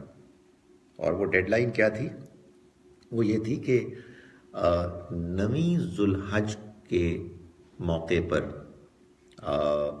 9ویں ہجری میں حج کے زمانے میں یہ اعلان ہو گیا تھا کہ محترم مہینے جو رہ گئے ہیں ان کے گزر جانے کے بعد، یعنی ذوالحج پھر محرم، یہ 40 دن گزر جانے کے بعد جو انکار کرے گا مشرکین میں سے اس کو قتل کر دو جہاں کہیں پاؤ۔ ظاہر ہے کہ اگر ان مشرکین کے بارے میں جن کے بارے میں یہ فیصلہ سنایا گیا، اگر یہ معلوم ہو کہ وہ مسلمان ہو گئے، انہوں نے اعلان کر دیا، اور وہی پھر 2 سال کے بعد کہیں ہم مسلمان نہیں ہیں، تو انہیں پھر قتل کر دیا جائے گا، اس لیے کہ یہ ان کے لیے سزا تھی کہ جو رسول اللہ صلی اللہ علیہ وسلم کی زندگی میں ان کی دعوت کے ایڈریسیز بنے، ان تک بات آخری حد تک واضح ہو گئی، ان پر حجت تمام ہو گئی، اور ان کے لیے اللہ کی طرف سے اسی دنیا میں عذاب کا فیصلہ آ گیا اور وہ امپلیمنٹ ہو گیا۔ بعض لوگ اگر اس فیصلے سے اپنے آپ کو بچانے کے لیے جھوٹ موٹ میں اعلان کر دیتے اور پھر بعد میں دین کو چھوڑ دیتے تو پھر ان کے اوپر وہی فیصلہ ہوتا۔ یہ بھی انہی ٹریجڈیز میں سے ایک ٹریجڈی ہے کہ مسلمانوں نے اس کو جنرلائز کر لیا۔ اب کیا ہوتا ہے، اب میں اور آپ مسلمان کیوں ہوتے ہیں؟ اس لیے کہ ہم مسلمان ماں کے ہاں پیدا ہوتے ہیں، اس کے سوا ہمارے مسلمان ہونے کی کوئی وجہ نہیں ہوتی۔ جب ہم بڑے ہوتے ہیں، میچور ہوتے ہیں، تو ہم سب کو موقع ملتا ہے کہ ہم اصل جینون اسلام کو مانیں اور اختیار کریں۔ بعض لوگوں کو توفیق مل جاتی ہے، بعض اپنی ٹریڈیشن میں چلتے رہتے ہیں۔ تو اس دوران میں اگر خدا نخواستہ کوئی شخص یہ کہتا ہے کہ یار میں تو interest I am not convinced, تو آپ کچھ نہیں کر سکتے۔ یہ کوئی دین کا قانون نہیں ہے، ہماری فقہ میں البتہ اسی طرح سے، اس لیے کہ انہوں نے تو کیا کیا کہ وہ بات کے جو ایرا اسپیسیفک تھی، ایک قوم کے لیے خاص تھی، اس کو جنرلائز کر دیا۔ اس کے بعد وہ اللہ معاف کرے عجیب و غریب ایک چیز پیدا ہو جاتی ہے کہ میں جا کے ایک عیسائی کو، ہندو کو، سکھ کو، یہودی کو دعوت دے سکتا ہوں کہ بھائی تم مسلمان ہو جاؤ، وہ مجھے دعوت نہیں دے سکتا، اس لیے کہ میں اس کو کہوں گا یار تو مجھے دعوت دے گا اور میں ہو گیا تیری بات سے کنوینس تو میری تو گردن جائے گی۔ یہ ایک دوغلی پالیسی ہے کہ Y am I morally allowed to convert somebody else when that somebody else cannot convert me؟ تو ہمارے دین میں اس طرح کی کوئی چیز نہیں ہے۔ البتہ ہمارے دین کو جس طرح سے بہت سے لوگوں نے سمجھا اور بیان کیا اس میں ایسے ہی ہے، اور اس کی وجہ 2 ہے، وہ 2 بھی ایک ہی وجہ ہے، اور وہ یہ ہے کہ لوگ قرآن کو دھیان سے نہیں پڑھتے اور اپنی عقل کو استعمال نہیں کرتے قرآن کو پڑھتے ہوئے۔ تو اس کے نتیجے میں کیا ہوتا ہے، جو ٹریڈیشنل دین ہے وہی کہتے ہیں کہ یہ اللہ کا دین ہے، اور جو اس کے مقابل میں کوئی دوسری بات کرتا ہے قرآن کی بیسس میں، وہ کہتے ہیں گمراہ لوگ ہیں، سازشی لوگ ہیں، ڈالرز وغیرہ کے بندے۔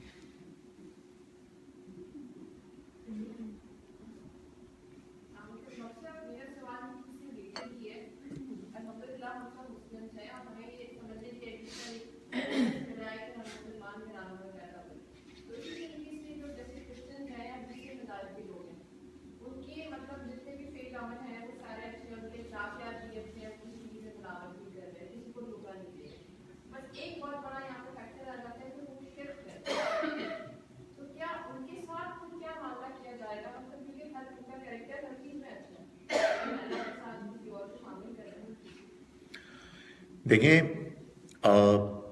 کسی کے سزا پانے کے لیے 2 شرائط ضروری ہیں۔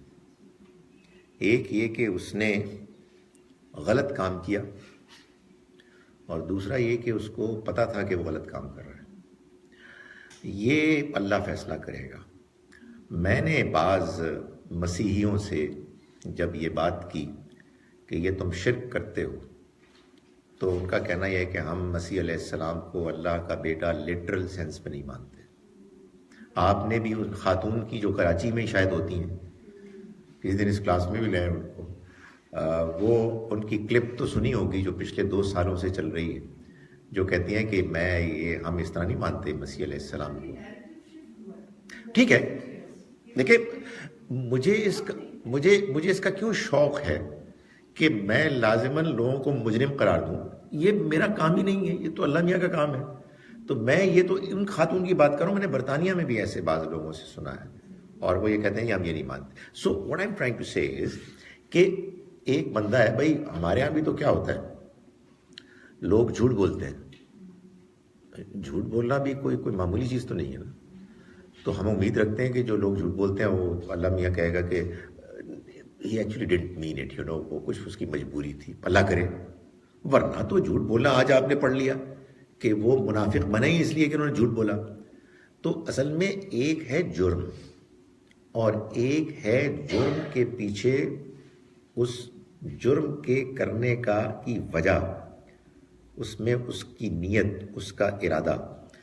تو ہمیں کسی کے بارے میں یہ کہنے کا کوئی حق حاصل نہیں ہے کہ وہ جہنمی ہے. ہم یہ ضرور کہیں گے کہ کسی کو اللہ کا بیٹا کہنا, یہ کہنا کہ اللہ 3 ہے اور وہ 3 ایک ہے, یہ کفر ہے, یہ شرک ہے. لیکن کوئی فرد جو ایسا کر رہا ہے اس کے بارے میں ہم اس کو اللہ پر چھوڑیں گے, وہ فیصلہ کرے گا بالکل ایسے ہی جیسے کہ وہ ہمارا فیصلہ کرے گا.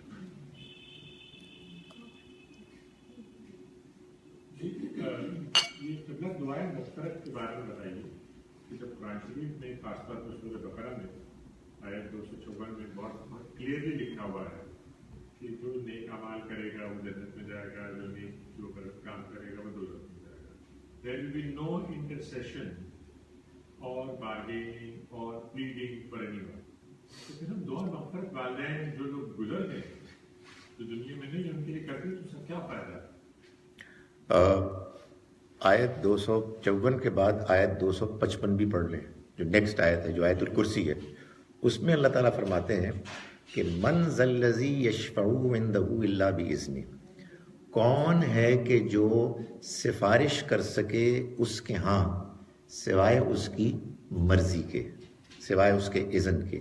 اسی کو میں نے ایکسپلین کرنے کی کوشش کی کہ اس کی مرضی کا مطلب یہ ہے کہ اللہ تعالیٰ بعض کیسز میں کہ جو مارجنل کیسز تھے, they were not clearly successful in the test that they went through, لیکن کوئی کمپلیٹ فیلیور بھی نہیں تھے. تو اللہ تعالیٰ کی رحمت کا یہ تقاضا ہوگا کہ ان کو بھی گریس مارکس دے کے پاس کر دیا جائے, اور وہ یہ ایسے کرے گا کہ وہ اپنے بعض نیک بندوں کو, پیغمبروں کو اجازت دے گا کہ وہ ان کے لیے جو اس کیٹیگری میں کو بلانگ کرتے ہیں ان کے لیے سفارش کریں یا دعا کریں. آپ فرما رہے ہیں کیوں کریں؟ سچی بات یہ ہے کہ ہمارا آپس کا سب سے خوبصورت رشتہ ہی دعا کا ہے. ہمیں ایک دوسرے کے ساتھ اگر کوئی تعلق ہے تو اس کا اظہار دعا سے ہوتا ہے. مطلب میں اپنے ماں باپ کے لیے دعا نہ کروں جو اللہ کو پیارے ہو گئے, میرے سے آپ اپنی زندگی کا, اپنی شخصیت کا ایک بڑا قیمتی حصہ چھین لیں گے. میں I want to beg to the almighty کہ رب ارحمہما کما ربیانی صغیرہ, تو ان پر اے اللہ تو ان پر رحم فرما جیسا کہ انہوں نے مجھے پالا جب میں چھوٹا تھا. تو یہ میری ضرورت ہے, مجھے یہ تحفہ بھیجنا ہے ان کو. میں I want to plead for them before the almighty. باقی یہ رہی کہ وہ اس کو قبول کرے گا کہ نہیں کرے گا, اس کا تعلق اس بات سے ہے کہ وہ اس مارجن سے نیچے تھے یا اوپر تھے, کہ جس سے نیچے ہونے کے نتیجے میں کچھ بھی بندہ کر لے, میں کیا وہ چیز ہوں, پیغمبر بھی کر لیں تو کچھ بھی نہیں ہوگا. لیکن اگر اوپر تھے اور کلیئر پاس مارکس سے نیچے تھے تو اللہ تعالیٰ ہماری بات سن لے گا, اور اگر کلیئر پاس مارکس سے اوپر تھے تو انشاءاللہ ان کے درجات بلند کرے گا. تو pray we must for others, especially those who have left this world. ہمیں یہ کام کرنا ہے, باقی فیصلہ اللہ کا ہے. صاحب جب پروفٹ رسول بن گئے تھے تو انہوں نے کچھ پریڈکشنز کی تھی جو सही निकली थी, तो वो ज़रा आप उस पर बताइएगा कि वो किस किस्म की चीज़ थी कि जो बाद में came out to be correct before he पास हुए। मुझे लगता है आपने किसी मौलवी साहब की तकरीर कल सुनी है। मैंने एक गुजारिश की थी कल एक प्रेजेंटेशन में कि नबी सल्लल्लाहु अलैहि वसल्लम की इस नबूवत और रिसालत की सच्चाई के बारे में, सच होने के बारे में कुरान ने 4 बड़े दलाइल के उन्वानात, टाइटल्स कायम किए। उनमें एक आपका किरदार, दूसरा आपका पैगाम कुरान, जिसमें जो कुछ बयान हुआ है उसकी बहुत सी खूबियां हैं, तीसरा आपके बारे में पिछले किताबों में पेशिगोइयां जो आपके आने से पहले मौजूद थी और आपके आने से वो पेशिगोइयां पूरी हो गई, और चौथे एक आपकी की गई पेशिगोई जो आपने नबूवत के ऐलान के फौरन बाद की और वो पूरी हो गई। वो मैं आपको बताता हूँ वो क्या थी। सूरह मुज़म्मिल सूरा नंबर 73 है, उसमें गालिबन आयत नंबर 15 है। ये तो मालूम है ना कि सूरह मुज़म्मिल इब्तदा की सूरतों में से, या अय्युहल मुज़म्मिल कुमिल लैला इल्ला कलीला, आपको तहज्जुद की नमाज के जिसमें तलकीन की गई, उसमें फरमाया गया कि इन्ना अरसलना इलैकुम रसूलन शाहिदन अलैकुम, ए लोगों से मुराद ए कुरैश के लीडरों, हमने भेजा है अपना रसूल तुम्हारी तरफ गवाह बनाकर, कमा अरसलना इला फिरौन रसूला, जैसे हमने फिरौन की तरफ एक रसूल भेजा, यानी मूसा अलैहिस्सलाम। फ़असा फिरौनुर रसूला, तो फिरौन ने उस रसूल का इनकार कर दिया। फ़अख़ज़नाहु अख़ज़म वबीला, तो हमने उसको पकड़ा और सख्त अजाब में मुब्तला कर दिया। ये पेशिगोई थी, पहले दिन की थी कि मैं मूसा की तरह आया हूँ, या तुम फिरौन बनोगे तो तुम्हारे साथ भी वही होगा, या ईमान ले आओगे तो बच जाओगे। ये पहले दिन से आपने कहा जब बिल्कुल आपके साथ था ही कोई नहीं, और आपकी ज़िंदगी में यही हो गया जो हम पढ़ रहे हैं। आज आपने उस पेशिगोई के पूरे होने की आयत पढ़ी है, तो कुरान मजीद ने इसको बयान किया है कि अल्लाह के रसूल हैं, इसलिए उनकी अजाब पर उनकी कौम पर अजाब आएगा, और वो आ गया। ये और बात है कि अनफॉर्चुनेटली हुआ क्या कि हमारे लोगों ने कहा कि अजाब तो असल में वो होता है जो ज़लज़ला होता है, अजाब तो वो होता है कि जो सैलाब होता है। चुनांचे हमारे यहाँ तो नॉर्दर्न एरियाज़ में ज़लज़ला है तो उसको लोग अजाब कहते हैं, या कोई दरिया ज़रा ज़्यादा उनमें पानी आ जाए और लोग मर जाए उसको अजाब कहते हैं। ये अजाब नहीं है, ये अजाब नहीं है, ये आजमाइश है। आखिर आप बीमार पड़ते हैं तो ये आजमाइश ही होती है ना, ये अजाब होता है। हर बंदा इस दुनिया में जो है वो मर जाता है तो उसको अजाब आता है, नहीं, ये दुनिया की आजमाइश है। अजाब ये होता है कि लोगों की पनिशमेंट हो, और पनिशमेंट के लिए ज़रूरी है कि पहले उनके ऊपर उनका जुर्म आखिरी हद तक वाज़े कर दिया जाए, उनके पास कोई एक्सक्यूज़ ना रहे। ये अजाब इस दुनिया में आखिरी मर्तबा 1400 साल से कुछ ज़्यादा अरसा हो गया है एक कौम पर आया जिसके पास अल्लाह के आखिरी रसूल आए और उन्होंने इत्माम हुज्जत कर दी। अब इस तरह का अजाब कभी नहीं आएगा सिवाय इसके कि अल्लाह ताला इस दुनिया को जब ख़त्म कर देंगे तो खात्मा हो जाएगा।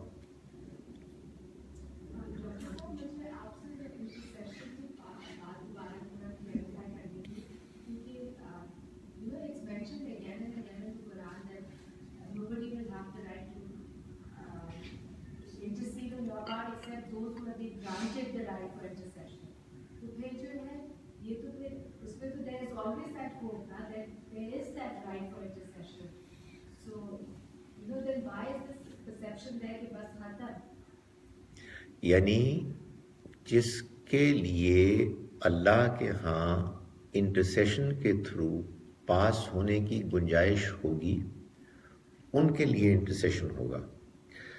بعض لوگ وہ ہوں گے جن کے لیے آج ہی ہم نے پڑھا چاہے پیغمبر بھی 70 مرتبہ معافی مانگے وہ معاف نہیں کیے جائیں گے.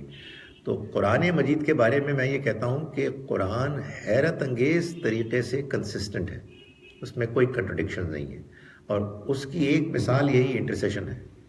ایک جگہ وہ کہتا ہے کوئی انٹرسیشن نہیں, اور دوسری جگہ کہتا ہے کہ نہیں کچھ نہ کچھ تو ہے. تو ان دونوں کو جب آپ سمجھتے ہیں تو آپ کو یہ معلوم ہوتا ہے کہ بعض لوگ کہ جن کی پرفارمنس بالکل پور ہوگی, کوئی چانس نہیں ہوگا, ان کے لیے کوئی انٹرسیشن کام نہیں آئی. یعنی انٹرسیشن ہم سمجھتے ہیں سفارش تعلقات, میرے ماموں ہیں, میرے چچا ہے, میرا فلاں ہے, وہ کر دیں گے چاہے ہمارا کیس جینون ہے چاہے نہیں. اللہ کے ہاں جو انٹرسیشن قبول کی جائے گی وہ جینون کیسز میں ہوگی جن کی وہ خود اجازت دے گا.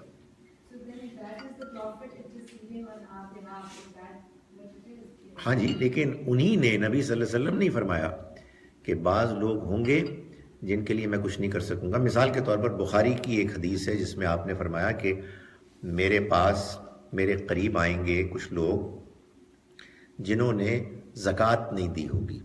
آپ کو معلوم ہے کہ زکوٰۃ جو ہے وہ جیسے سیونگز پر ہے ویسے ہی کراپس پہ بھی ہے, پروڈکشن پہ بھی ہے, اور ویسے ہی جانوروں پہ بھی ہے, لائف سٹاک پہ بھی ہے. تو کچھ لوگوں نے بھیڑ بکریوں کی زکوٰۃ نہیں دی ہوگی, کچھ لوگوں نے اونٹ کی زکوٰۃ نہیں دی ہوگی. تو جن جانوروں کی انہوں نے زکوٰۃ نہیں دی ہوگی وہ جانور ان کے سر پر چڑھے ہوئے ہوں گے اور وہ ان کو مار رہے ہوں گے, اور وہ میرے پاس آ کے کہیں گے کہ ہمارے لیے سفارش کریں. تو میں ان سے کہوں گا کہ میں کیسے کر سکتا ہوں, میں نے تو تم کو بتا دیا تھا, میں نے تو دین تم کو پہنچا دیا تھا, میں کیا سفارش کروں. سو یہ بات کہ یہ سفارش کام آئے گی تو کام آئے گی ان کے کہ جنہوں نے اپنی طرف سے ایفرٹ کی اور اس ایفرٹ میں پھر کچھ کمی رہ گئی جو ان کو کلیئرلی پاس مارکس تک پہنچانے کے لیے کافی ہوتی, اس میں کچھ کمی رہ گئی.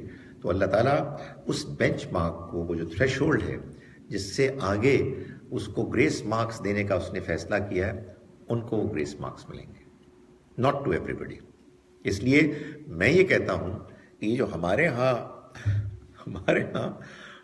مشہور ترین دعاؤں میں سے ایک دعا یہ ہے کہ ہمیں پیغمبر کی سفارش مل جائے. یہ دعا کرنے کی ضرورت کیا ہے بھائی؟ آپ کہیں خدا تعالیٰ سے کہ ہمیں پاس کر دے. وہ دعا تو پتہ نہیں کتنے عرصے بعد ہوگی, اس وقت تک کیا ہم اللہ معاف کرے بڑے مسائل ہوں گے. سو آپ نے دعا ہی کرنی ہے, تو یہ دعا کیوں کر رہے ہیں کہ ہماری پرفارمنس ویسے اللہ میں اتنی کمزور ہو کہ پاس تو نہ ہو, ذرا نیچے ہو, اور پھر پیغمبر کی دعا ہمارے کام آئے. نبی صلی اللہ علیہ وسلم نے کوئی ایسی دعا ہم کو نہیں سکھائی سوائے ایک دعا کے جو بظاہر آپ نے سکھائی ہے نماز کے وہ اذان کے بعد کی, اللہم رب هذه الدعوۃ التامۃ والصلاۃ القائمۃ آت محمدا الوسیلہ والفضیلہ والدرجۃ الرفیعہ وابعثہ مقاما محمودا. یہاں آپ کی سکھائی ہوئی دعا ختم ہو گئی. اس کے بعد ورزقنا شفاعتہ التی وعدتہ ورزقنا شفاعتہ یہ بعد میں ایڈ ہوئی. تو حضور بھائی یہ تو حضور کو دعا سکھانی چاہیے تھی نا کہ تم دعا کرنا کہ میں تمہاری سفارش کروں. وہ کیوں سکھاتے یہ دعا بھائی؟ اس لیے کہ یہ تو بڑی پریکیریس سچویشن ہوگی کہ آپ پھنسے ہوئے ہیں, آپ فیل ہو گئے ہیں, لیکن ہے ایک گنجائش تو کسی موقع پہ آ جائے گی. تو ہمیں دعا کریں ربنا آتنا فی الدنیا حسنۃ وفی الآخرۃ حسنۃ وقنا عذاب النار. اللہ ہمیں کامیاب کر, ہمارے درجات بہتر کر, ہم کو بھی ہمارے والدین کو بھی. تو یہ جو ہمارے ہاں جو سفارش ہے جس میں تصور یہ ہے کہ میں فراڈ کر رہا ہوں, میں چوری کر رہا ہوں, میں دھوکہ دے رہا ہوں اور ساتھ درود شریف پڑھ رہا ہوں, یہ کچھ نہیں ہوگا. میں بتا رہا ہوں کچھ نہیں ہوگا. آپ کوشش کریں گے, آپ اپنے آپ کو ٹھیک کرنے کی کوشش کریں گے, آپ سے غلطیاں ہوئی. میں آپ کو ایک مثال دیتا ہوں, یہ کویسچن کئی مرتبہ اب آ چکا ہے تو میرا خیال ہے کہ I have right to take time. سورہ نساء میں 4th سورہ ہے, آیات نمبر 16 and 17 ہے یا 17 اور 18 ہے, ون آف دا ٹو, جس میں اللہ نے پہلی آیت میں پرابلی 16 میں یا 17 میں یہ بتایا ہے کہ اللہ ان لوگوں کی توبہ لازماً قبول کرے گا. یہ اللہ نے طے کر لیا ہے کہ جو کوئی گناہ کرتے ہیں جذبات میں بہہ کر بجہالت, آپ کسی صورتحال میں چلے گئے, آپ کسی محفل میں چلے گئے, آپ کے اوپر کوئی کیفیت طاری ہو گئی, and then you are overwhelmed by emotions, ثم یتوبون من قریب, اور پھر وہ فوراً توبہ کر لیتے ہیں. آپ نے سوچ سمجھ کے پلان کر کے گناہ نہیں کیا, آپ گناہ میں پھنس گئے, جذبات میں آ گئے, اور جیسے ہی وہ جذبات ختم ہوئے, اس لیے کہ جب آدمی گناہ کر بیٹھتا تو جذبات ختم ہو گئے. کسی کو آپ نے برا بھلا کہنا تھا, آپ نے زور سے کہا تو چھینک آئی آپ کو جیسے, اور ختم ہو گئی. تو جیسے ہی آپ یہ گھٹیا حرکت کرتے ہیں, میں کرتا ہوں, تو مجھے احساس ہوتا ہے یار یہ کیا گڑبڑ ہو گئی یار, مائی گڈنس. اس لیے کہ وہ جو انسان کے اوپر خبط سوار ہوتا ہے, وہ ٹیمپرری انسینٹی جو آ جاتی ہے, وہ جب ختم ہو گئی تو آدمی ہوش میں آ جاتا ہے, تو آپ فوراً توبہ کرتے ہیں. تو اللہ تعالیٰ فرماتے ہیں کہ میں وعدہ کرتا ہوں میں لازماً اس توبہ کا قبول کروں گا. مگر اگلی آیت میں یہ فرمایا, اور میں ہرگز توبہ قبول نہیں کروں گا اس کی کہ جو گناہ کیے چلے جائے یہاں تک کہ موت اس کے سامنے آ جائے. موت سامنے آ جائے کا مطلب یہ نہیں کہ وہ 80 سال کا ہو جائے یا 90 سال کا ہو جائے یا 100 سال کا ہو جائے. وہ 25 سال کی عمر میں بھی ہو سکتا ہے کہ آپ یہ محسوس کریں کہ یار یہ کون میرے سامنے آ گئی, یہ تو فرشتے ہیں. ابھی آپ سانس لے رہے ہیں, آپ جیتے ہیں, جاگتے ہیں, اور آپ یہ کہہ رہے ہیں کہ آپ کو موت نظر آ گئی ہے, یعنی غیب کا پردہ چاک ہو گیا ہے. اصل میں میرے اور آپ کا امتحان کیا ہے, ہم غیب میں ہیں. غیب میں رہتے ہوئے ہمیں اللہ نظر نہیں آتا, ہمیں آخرت نظر نہیں آتی, ہمیں فرشتے نظر نہیں آتے. اس لیے ہم کہتے ہیں یار موجے کرو, کون سا کچھ ہونے والا ہے. لیکن جب فرشتے نظر آ جائیں گے تو پھر میچ اوور ہو جائے گا. تو اللہ تعالیٰ یہ فرماتے ہیں کہ میں ہرگز توبہ قبول نہیں کروں گا. اب ظاہر ہے کہ ایک obvious سوال پیدا ہوتا ہے کہ ایک بندے نے گناہ کیا جذبات میں آ کے, اور فوراً توبہ کر لی, معاف ہو گیا. موت کو سامنے دیکھا, توبہ کی, معاف نہیں ہوا. بھائی درمیان کا کیا معاملہ ہے؟ فوراً تو نہیں کی, سال بعد کی, 10 سال بعد کی, 20 سال بعد کی. تو اس کے بارے میں یہ آیات خاموش ہیں. تو امید ہے کہ اس میں اگر آدمی سچی توبہ کرے گا تو پیغمبر صلی اللہ علیہ وسلم کی شفاعت بھی اس سچی توبہ کے ساتھ شامل ہو کے معافی کا ایک پیکج بن جائے گا. ڈاکٹر صاحب اگر قتل بھی جذبات میں بیٹھ کے ہو گیا اور پھر بندہ کہتا ہو بہت غلط بات کر لی, very regretful and remorse about it, تو کیا اس میں بھی وہ آئے گا؟ یعنی یہ توبہ کی شرائط میں سے ایک شرط ہے کہ اگر انسان نے کوئی ایسا گناہ کیا ہے کہ جو حقوق العباد سے متعلق ہے, تو پھر اس کو معافی اسی وقت ملے گی کہ جب جس بندے کے ساتھ اس نے زیادتی کی ہے اس بندے کو وہ معاف کرے. میں گزارش کر رہا ہوں ابھی, ایک اس کا سین یہ ہو سکتا ہے کہ ایک آدمی نے کسی کی گاڑی چوری کر لی, تو اب یہ نہیں ہو سکتا کہ آپ گاڑی تو چلائیں اور ساتھ ہی ساتھ استغفر اللہ کہیں. نہیں, اس سے کچھ بھی نہیں ہوگا. پہلے گاڑی جا کے اس کے گراج میں کھڑی کریں اور اس سے معافی مانگیں, اور اگر وہ معاف کر دے تو پھر آپ اللہ سے بھی معافی مانگیں. دونوں کام ایک ساتھ ہوں گے. اب رہی یہ بات کہ جو مر گیا, جس کو قتل کر دیا گیا, اس بارے میں انسان توبہ کرتا ہے تو ظاہر ہے کہ مرنے والا تو اب موجود نہیں ہے معاف کرنے کے لیے. اس میں اگر انسان واقعی سنسیئر ہے اور وہ اللہ کے آگے گڑ گڑا رہا ہے تو وہ اس کے لواحقین کے پاس جائے گا, ان سے معافی مانگے گا, ان کی خدمت کرے گا, اس کے لیے دعائے مغفرت کرے گا, اور اس کا فیصلہ قیامت کے دن ہوگا کہ وہ بندہ اس کو معاف کر رہا ہے یا نہیں کر رہا. میری اس میں ایک تھیوری ہے, آپ بے شک اس کو نہ مانے، وہ یہ ہے کہ اگر اس کی توبہ سنسیئر ہوگی تو اللہ تعالیٰ جس کو اس نے قتل کیا ہوگا اس کے دل میں نرمی ڈال دیں گے، اور اگر اس کی توبہ سنسیئر نہیں ہوگی تو اللہ تعالیٰ اس کو سخت کر دیں گے اور وہ معاف نہیں کرے گا. تو یہ معاملہ اس بندے کے معاف کرنے ہی پر ہوگا، لیکن اس میں بھی کچھ مراحل ہیں. سوال ہے کہ آپ کا کنٹرول کدھر گیا؟ مجھے تو دیکھ ہی رہا یہ تو میں تو آپ کو دیکھ رہا ہوں. ڈاکٹر صاحب میری ایک میڈ سرونٹ ہے جو میرے بہت سالوں سے خدمت کر رہے ہیں، تو میں اپنی دل میں اس کے لیے پیسے چھوڑ سکتی ہوں؟ دیکھ لوں جب آپ جواب آپ نے دینا. میں نے وہ تو کنٹرول کر. اچھا sorry but this is very important.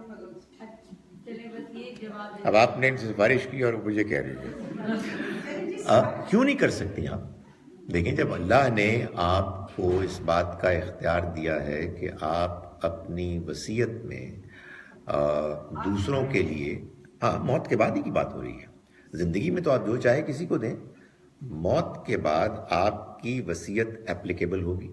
اگر آپ اپنے کسی ملازم کو یا کسی اور شخص کو، کسی ادارے کو بینیفٹ کرنا چاہتے ہیں تو آپ اپنی وصیت میں لکھ سکتے ہیں. صرف قرآن نے یہ کہا کہ غیر مضار، ایسا نہ ہو کہ اس سے اوروں کو نقصان پہنچے، یعنی اتنی اماؤنٹ ہو کہ جس سے آپ کے جو ورثاء ہیں وہ 1/3 ایک آیا اس میں ایک روایت میں، لیکن وہ کسی خاص موقع پہ آپ نے کسی کو سجیسٹ کیا، بس آپ کو اس کا لحاظ رکھنا ہے، آپ کر سکتے ہیں. بچے تو نہیں ناراض ہو سکتے. They have no right to object to it. Why do they have a right? Hands raise ایسا نہیں کر سکتا. I mean, it's a violation of violation of تو یہ تو ہم نے طے کیا ہوا ہے کہ ہم چونکہ مسلمان اور بخشے بخشائے ہیں تو ہمیں تو کوئی رولز نہیں اپلائی ہوتے. یہ میں آپ کے چلڈرن سے پوچھ کے بتاؤں.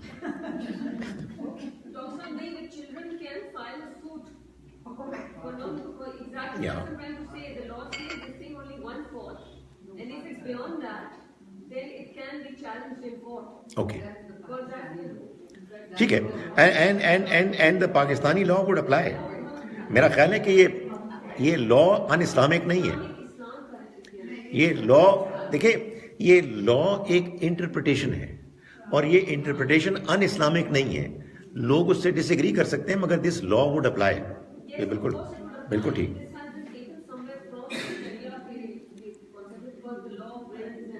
ٹھیک ہے، دیٹس گڈ. ایک منٹ، آپ نے شادیہ انہوں نے پوچھنا تھا کوئی کویسچن آپ نے پوچھنا. نہیں ہے دیکھیں، صوفیزم جو ہے وہ جو میں سمجھتا ہوں وہ در حقیقت اسپرچولزم ہے. اسپرچولزم یعنی اللہ تک پہنچنے کے لیے خاص طریقہ،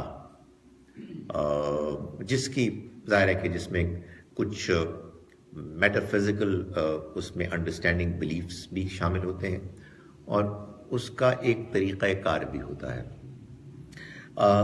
یہ اسپرچولزم جو ہے یہ ادیان، مذاہب کی باؤنڈریز کو ٹرانسینڈ کرتا ہے. یہ ہر جگہ ہے.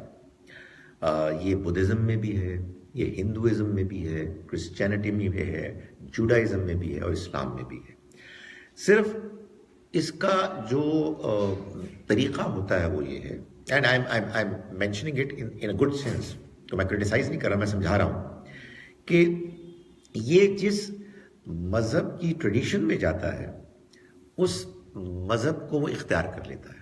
چنانچہ جوڈائزم میں یہ قبالائزم ہے، یعنی جیوز ہوتے ہیں لیکن وہ صوفی ہوتے ہیں، وہ مسٹکس ہوتے ہیں. تو اسی طرح سے ہمارے مسلمانوں میں جب یہ اسپرچولزم آئی تو انہوں نے اپنے لیے اسلام کا نام پسند نہیں کیا بلکہ تصوف کا نام انہوں نے اختیار کیا، اور اس میں پھر وہ جو کام کرتے ہیں وہ بھی، اور جو مقاصد وہ حاصل کرتے ہیں وہ بھی قرآن اور سنت سے ماخوذ نہیں ہے. یعنی قرآن سنت بھی شامل ہے اس میں، مگر وہ ایک ایڈیشنل چیز ہے. جو چیز وہ حاصل کرتے ہیں، میں پیور مسٹسزم اور تصوف کی بات کر رہا ہوں، وہ مقصد ہے اللہ میں شامل ہو جانا، اللہ کا حصہ بن جانا. اس لیے کہ اس میں جو بلیف ہے یا آپ کہیے جو تھیوری ہے وہ یہ ہے کہ ایک ہی وجود ہے، لا موجودہ الا اللہ، کوئی بھی موجود نہیں ہے سوائے اللہ کے. ہم جو ہیں وہ اسی سے نکلے ہوئے ہیں، اور ہمارا جو کلائمیکس ہے، کمال ہے، اگر ہم حاصل کر سکیں تو وہ یہ ہے کہ ہم اسی کی طرف لوٹ جائیں. یہ جنت جہنم یہ مولویوں کی باتیں ہیں، اصل میں ہم اسی سے نکلے ہیں اور اسی کی طرف ہم کو لوٹنا ہے. اس مقصد کو حاصل کرنے کے لیے پھر ان کے ہاں جو طریقہ ہے اس کو طریقت کہتے ہیں، یعنی وہ شریعت کے علاوہ ہے. اب ہمارے ہاں صوفیہ میں دو کیٹیگریز ہیں. ایک وہ ہیں کہ جو اس کے قائل ہیں کہ ہم کو شریعت کو بھی اختیار کرنا ہے اور طریقت کو بھی اختیار کرنا ہے. بعض ریئر ایسے بھی ہیں کہ جو کہتے ہیں کہ نہیں، طریقت کافی ہے، شریعت کا تو مقصد یہی تھا کہ آپ کو وہاں تک پہنچائیں. اس میں پھر وہ سلوک کی منزلیں طے کرتے ہیں، جس میں آپ کو ایک ماسٹر، ایک شیخ، ایک پیر کی ضرورت ہوتی ہے، جس کے ہاتھ پر آپ بیعت کرتے ہیں، اور وہ آپ کو پھر اسپریچولزم کی مختلف منازل سے گزار کے تو وہاں تک پہنچاتے ہیں. یہ یعنی بریفلی رفلی شاید اس میں ظاہر ہے کہ بعض چیزیں میں نے کروڈ طریقے سے بیان کی ہیں، but this is what is تصور. مگر اکثر صوفی پہلے بہت نمازی اور بہت زیادہ دین کے ظاہر کو بھی اختیار کرنے والے ہوتے ہیں، اور ان کے جو ماسٹرز ہیں نا، جو ان کے اسکالرز ہیں، وہ یہ کہتے ہیں کہ یہ دین کو اختیار کرنا یہ پہلا سٹیپ ہے. This is not the ultimate goal. یہ تو اصل میں عوام الناس کا جو ہے نا وہ ہے معاملہ کہ جو انہیں اختیار کرنا ہے. Then you go for the second step and then you go for the third step, اور اس میں منزل اصل میں اللہ تک پہنچنا ہے، اس کا حصہ بننا ہے، اس کو پانا ہے. یہ ظاہر ہے ایک ایکسپریشن ہے اس کا. ہیونگ سیڈ آل دیٹ، اللہ کا دین، قرآن مجید، اس کا اس سے کوئی تعلق نہیں ہے. اس کے بلیف سسٹم اور ہے، اس کا مقصد اور ہے. ہمیں اللہ کو ماننا ہے، اس کا کوئی حصہ نہیں، وہ وحدہ لا شریک ہے. اس نے اس دنیا کو بنایا ہے ایکس نہلو، عدم سے وجود بخشا ہے. بدیع السماوات والارض، یہ خدا کا حصہ نہ تھا، نہ ہے، اور نہ کبھی ہوگا. ہم اللہ کو راضی کرنے کے لیے نیکی کا کام کرتے ہیں. اللہ نے وعدہ کیا ہے جنت اور جہنم کا، یہ کوئی گھٹیا چیز نہیں ہے. اس کے وعدے پر ہم جیتے ہیں، اور ہماری ضرورت ہے، میری خواہش ہے کہ میں جنت میں جاؤں، میری خواہش ہے کہ میں اپنے ماں باپ، اپنے اولاد، اپنے بیوی بچوں کے ساتھ جنت میں ہمیشہ رہوں. یہ کوئی گھٹیا چیز ہے ہی نہیں، اس کا وعدہ اللہ نے کیا ہے. سو مختصر یہ کہ ہمارا جو دین بیان کرتا ہے بات، اس میں جو تصوف کے آئیڈیلز ہیں، ایک تو ظاہر ہے نا ابتدائی سٹیپ، وہ اس سے ایٹ آڈز ہے، ڈفرینٹ چیز ہے.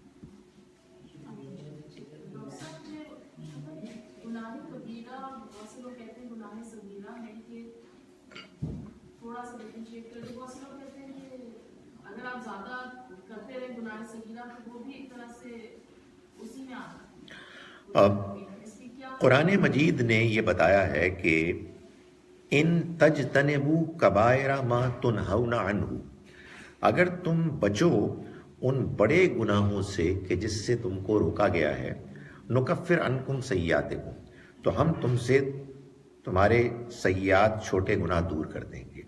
نماز پڑھو گے, وضو کرو گے, روزہ رکھو گے, جو بھی انفاق کرو گے, ان سے چھوٹے گناہ دور جائیں گے. حج کرو گے, عمرہ کرو گے, ان سب میں. بڑے گناہوں کے بارے میں یہ بتایا گیا ہے کہ توبہ کے علاوہ کوئی اور طریقہ نہیں ہے ان سے چھٹکارا حاصل کرنے کا, ان کے برے اثرات سے بچنے کا. جو بڑے گناہ ہیں وہ سب سے بڑے تو 3 بیان ہو گئے: شرک, قتل اور زنا. لیکن سورہ بنی اسرائیل کی 17 سورہ ہے, اس کی آیات 22 سے 39 تک اللہ تعالیٰ نے 10 بڑے گناہ بتائے ہیں جو سارے بڑے گناہ ہیں, جس میں والدین کے ساتھ زیادتی کرنا, جس میں غریبوں کو دھتکارنا, جس میں ناپ تول میں فراڈ کرنا, کمی بیشی کرنا, جس میں معاہدوں کو توڑنا, جس میں لوگوں کی زندگی میں پرائیویسی میں انٹرفیئر کر کے ان کو خراب کرنا, اور تکبر کرنا, ایروگنس, ان سب کو اس میں شامل کرایا گیا ہے. چھوٹے گناہ وہ ہوتے ہیں کہ جو بڑے گناہوں کی طرف لے جاتے ہیں, یعنی وہ ان چیزوں کی وائلیشن ہوتی ہے کہ جس کو آپ کہتے ہیں صد للذریعہ, یعنی وہ اصل میں بڑے گناہوں سے بچنے کے لیے بعض چیزوں کو کہا گیا ہے جن کو کہ اگر آپ نظر انداز کرتے رہے تو پھر بڑے گناہ بھی ہو جاتے ہیں. جیسے مثال کے طور پر زنا ایک بڑا گناہ ہے, لیکن مردوں اور عورتوں کے درمیان ایسی دوستیاں, گپیں, ڈانس وغیرہ کہ جو پھر الٹیمیٹلی وہاں لے جانے والا ہے, آپ اس کو لائٹلی لیں گے تو پھر وہ وہاں پہنچا دے گا. پھر آدمی یہ کہے گا کہ نہیں کوئی مسئلہ ہی نہیں. قتل ایک بڑا گناہ ہے, اور آپ کہتے ہیں جی کہ ہم نہیں کر رہے, لیکن آپ 180 کلومیٹرز کی رفتار سے گاڑی چلا رہے ہیں اور اپنی ہاتھ میں پستول لے کے اس کو گھما رہے ہیں, تو یہ قتل تو نہیں ہے, لیکن it can lead to it. So یہ وہ چیز ہے. آپ کہتے ہیں کہ شرک تو ہم نہیں کرتے, لیکن ہم کبھی کبھی ادھر چلے جاتے ہیں جہاں لوگ شرک کرتے ہیں. آخر اس میں حرجی کیا ہے؟ تو یہ اس کو شرک تو نہیں کہہ سکتے, لیکن پھر آہستہ آہستہ یہ ہوگا کہ آپ کہیں گے کہ یار شرک میں ایسی پرابلم ہی ویسے کیا ہے, بندہ تو بہت اچھا ہے.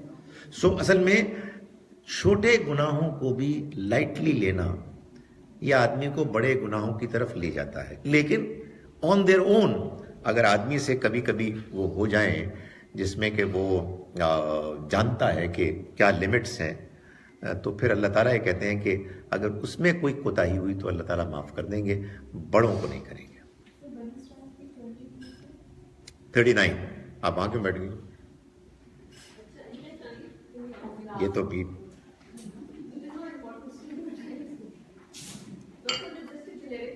جی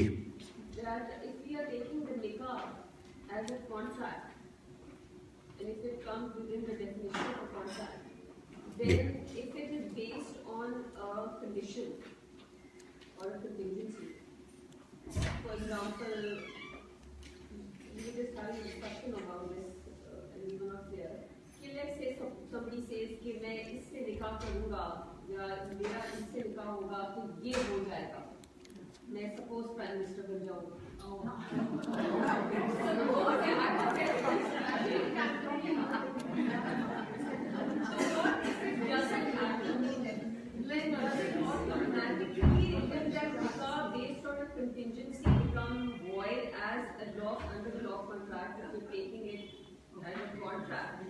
Then the contract becomes void when the condition cannot or will not be fulfilled. دیکھیے میرا یہ خیال ہے کہ ہر نکاح میں کوئی اس طرح کی امپلائڈ کنٹینجنسی تو ہوتی ہی ہے. میں نکاح کروں گا بچے ہوں گے, نہیں ہوتے. میں نکاح کروں گا گھر میں خوشحالی ہوگی, نہیں ہوتی. میں نکاح کروں گا پرائم منسٹر بن جاتا ہوں, نہیں بنتا. تو اس کے بعد بندے سے پوچھیں گے نا آپ کیا پروگرام ہے, سو ہاں what is the next step. So اس کو ایسے ہی رہنے دیں.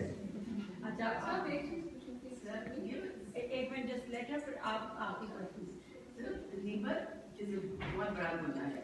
ये बताइए कि every one of us talks about somebody or the other behind their backs, not because हमें तो नीचे तो दोस्त है या anything bad, but अपना दिल हल्का रहने के लिए आप किसी से बात करते हो। What is that?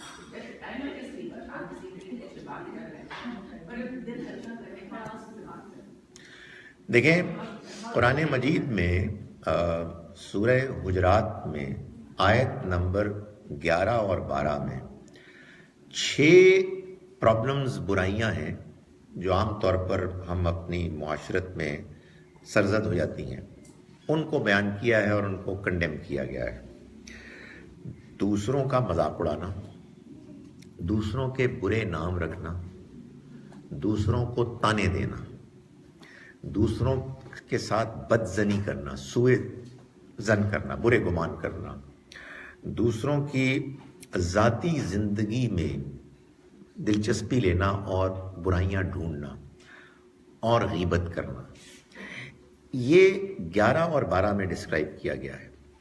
और आयत नंबर 13 में ये बताया गया है कि तुम एक आदम और हव्वा की औलाद हो और तुम्हें जो मुख्तलिफ कबीलों और कौमों में बांट दिया गया है, इसका मकसद सिर्फ ये है कि तुम एक दूसरे से तारुफ हासिल कर सको। तुम में अल्लाह के नज़दीक सबसे मुअज़्ज़िज़ वो है कि जो सबसे ज़्यादा परहेज़गार है, और अल्लाह जानता है कि कौन है कि जो परहेज़गार है। यानी कहने का मकसद ये है कि आयत नंबर 13 में ये कहा गया है कि तकब्बुर न करो। ये जितनी भी 6 प्रॉब्लम्स हैं, ये या तो ओरिजिनेट होती हैं तकब्बुर से, या आदमी को तकब्बुर की तरफ घसीट लेती हैं। मैं जब किसी को क्रिटिसाइज़ कर रहा होता हूँ तो बिलउमूम असल में उसको अपने से कमतर, घटिया समझ रहा होता हूँ। कहने का मकसद ये है कि गीबत तो किसी सूरत भी नहीं करनी चाहिए, लेकिन अगर फ़र्ज़ कीजिए कि कभी आपकी ज़बान से कोई चीज़ किसी के ख़िलाफ़ निकल जाए तो बी श्योर कि आप अल्लाह से माफ़ी मांगें और ये दिल में आपके ना आए कि है बड़ा कमीना आदमी, यू नो। उसके बाद कुछ आपके बारे में सवालात पैदा हो जाएंगे कि आप कौन हैं। तो इसलिए बेहतर ये है कि आदमी अपने आप को बचाए, अपने आप को इस परेशानी से दूर करे। और ये भी ना भूलें कि वो जो एक बड़ी शानदार, वो एक नबी सल्लल्लाहु अलैहि वसल्लम ने एक रिवायत में बात वाज़े की कि मेरी उम्मत का मुफलिस वो शख्स होगा कि जो नमाज रोज़े की तरह की बहुत सी नेकियां लेके आएगा जो पहाड़ की तरह बुलंद होंगी, लेकिन फिर लोग आएंगे अल्लाह के पास उससे उस नेकी के उसमें ज़ख़ीरे से डिमांड करने के लिए कि इसने मेरा ये हक़ मारा, इसने मेरे साथ ये ज़्यादती की, इसने मेरी ग़ीबत की, इसने फ़लाँ किया। तो अल्लाह ताला फिर उसके बदले में उसकी नेकियां उनके हवाले करने शुरू कर देंगे कंपनसेट करने के लिए, तावक्ते कि उसका पहाड़ नेकियों का ख़त्म हो जाएगा और लोग अभी भी मुतालबात करने वाले बाकी रहेंगे। तो फिर अल्लाह ताला कहेगा कि तुम अपनी बुराइयां इसके खाते में डाल दो, और वो बुराइयों का एक पहाड़ बन जाएगा जिसके बाद वो जहन्नुम में जाएगा। सो यू नो, किसी को आप अपने अमल से क्यों फ़ायदा पहुंचा रहे हैं। बंदे ने, किसी ने गलत काम किया था तो आप उस गलत काम के नतीजे में उसको हेल्प तो ना करें। अलबत्ता लेट मी क्लैरिफाई, गीबत इसको कहते हैं कि आप किसी के पीठ के पीछे उसकी बुराई करें विदाउट एनी जस्टिफाइबल रीज़न। अगर आप किसी के पीछे कोई बात किसी से कर रहे हैं जिसका मकसद ये है कि उसकी इस्लाह हो जाए, मिसाल के तौर पर, या मकसद ये है कि दूसरे लोग उसके शर से बच जाएं, या मकसद ये है कि कुछ ऐसे लोगों को मालूम हो कि जो फिर उसका कोई बंदोबस्त करें प्रॉब्लम का, तो फिर ये गीबत नहीं। तो आप कहेंगे कि इसका क्राइटेरियन क्या है। मेरे ख्याल में इसका क्राइटेरियन ये है कि वो गीबत के जो बुरी है उसको आदमी एंजॉय करता है, और वो गीबत के जिसमें असल में आदमी किसी एहसास से ज़िम्मेदारी के तहत इन्फॉर्म करता है, उसमें आदमी केयरफुल होता है। और ये भी मैं आपको बता दूं कि आदमी बाज़ औक़ात शुरू होता है केयरफुल बयान से और थोड़ी देर के बाद केयर फ्री हो जाता है। तो ये भी मसाइल है। तो मेरा ख्याल है कि बेहतर ये है कि कोशिश करें कि हम अवॉइड करें اور اگر کوئی ہو گئی غلطی تو اللہ سے معافی مانگیں. اور یہ بھی ایک مسئلہ ہے معافی مانگیں اور اس سے بھی معافی مانگنے کی ضرورت نہ پیش آ جائے کہ یار میں تمہاری قیمت کر دوں. میرا خیال ہے یہ اس کی کوئی ضرورت نہیں, اس کے لیے بس دعا کریں.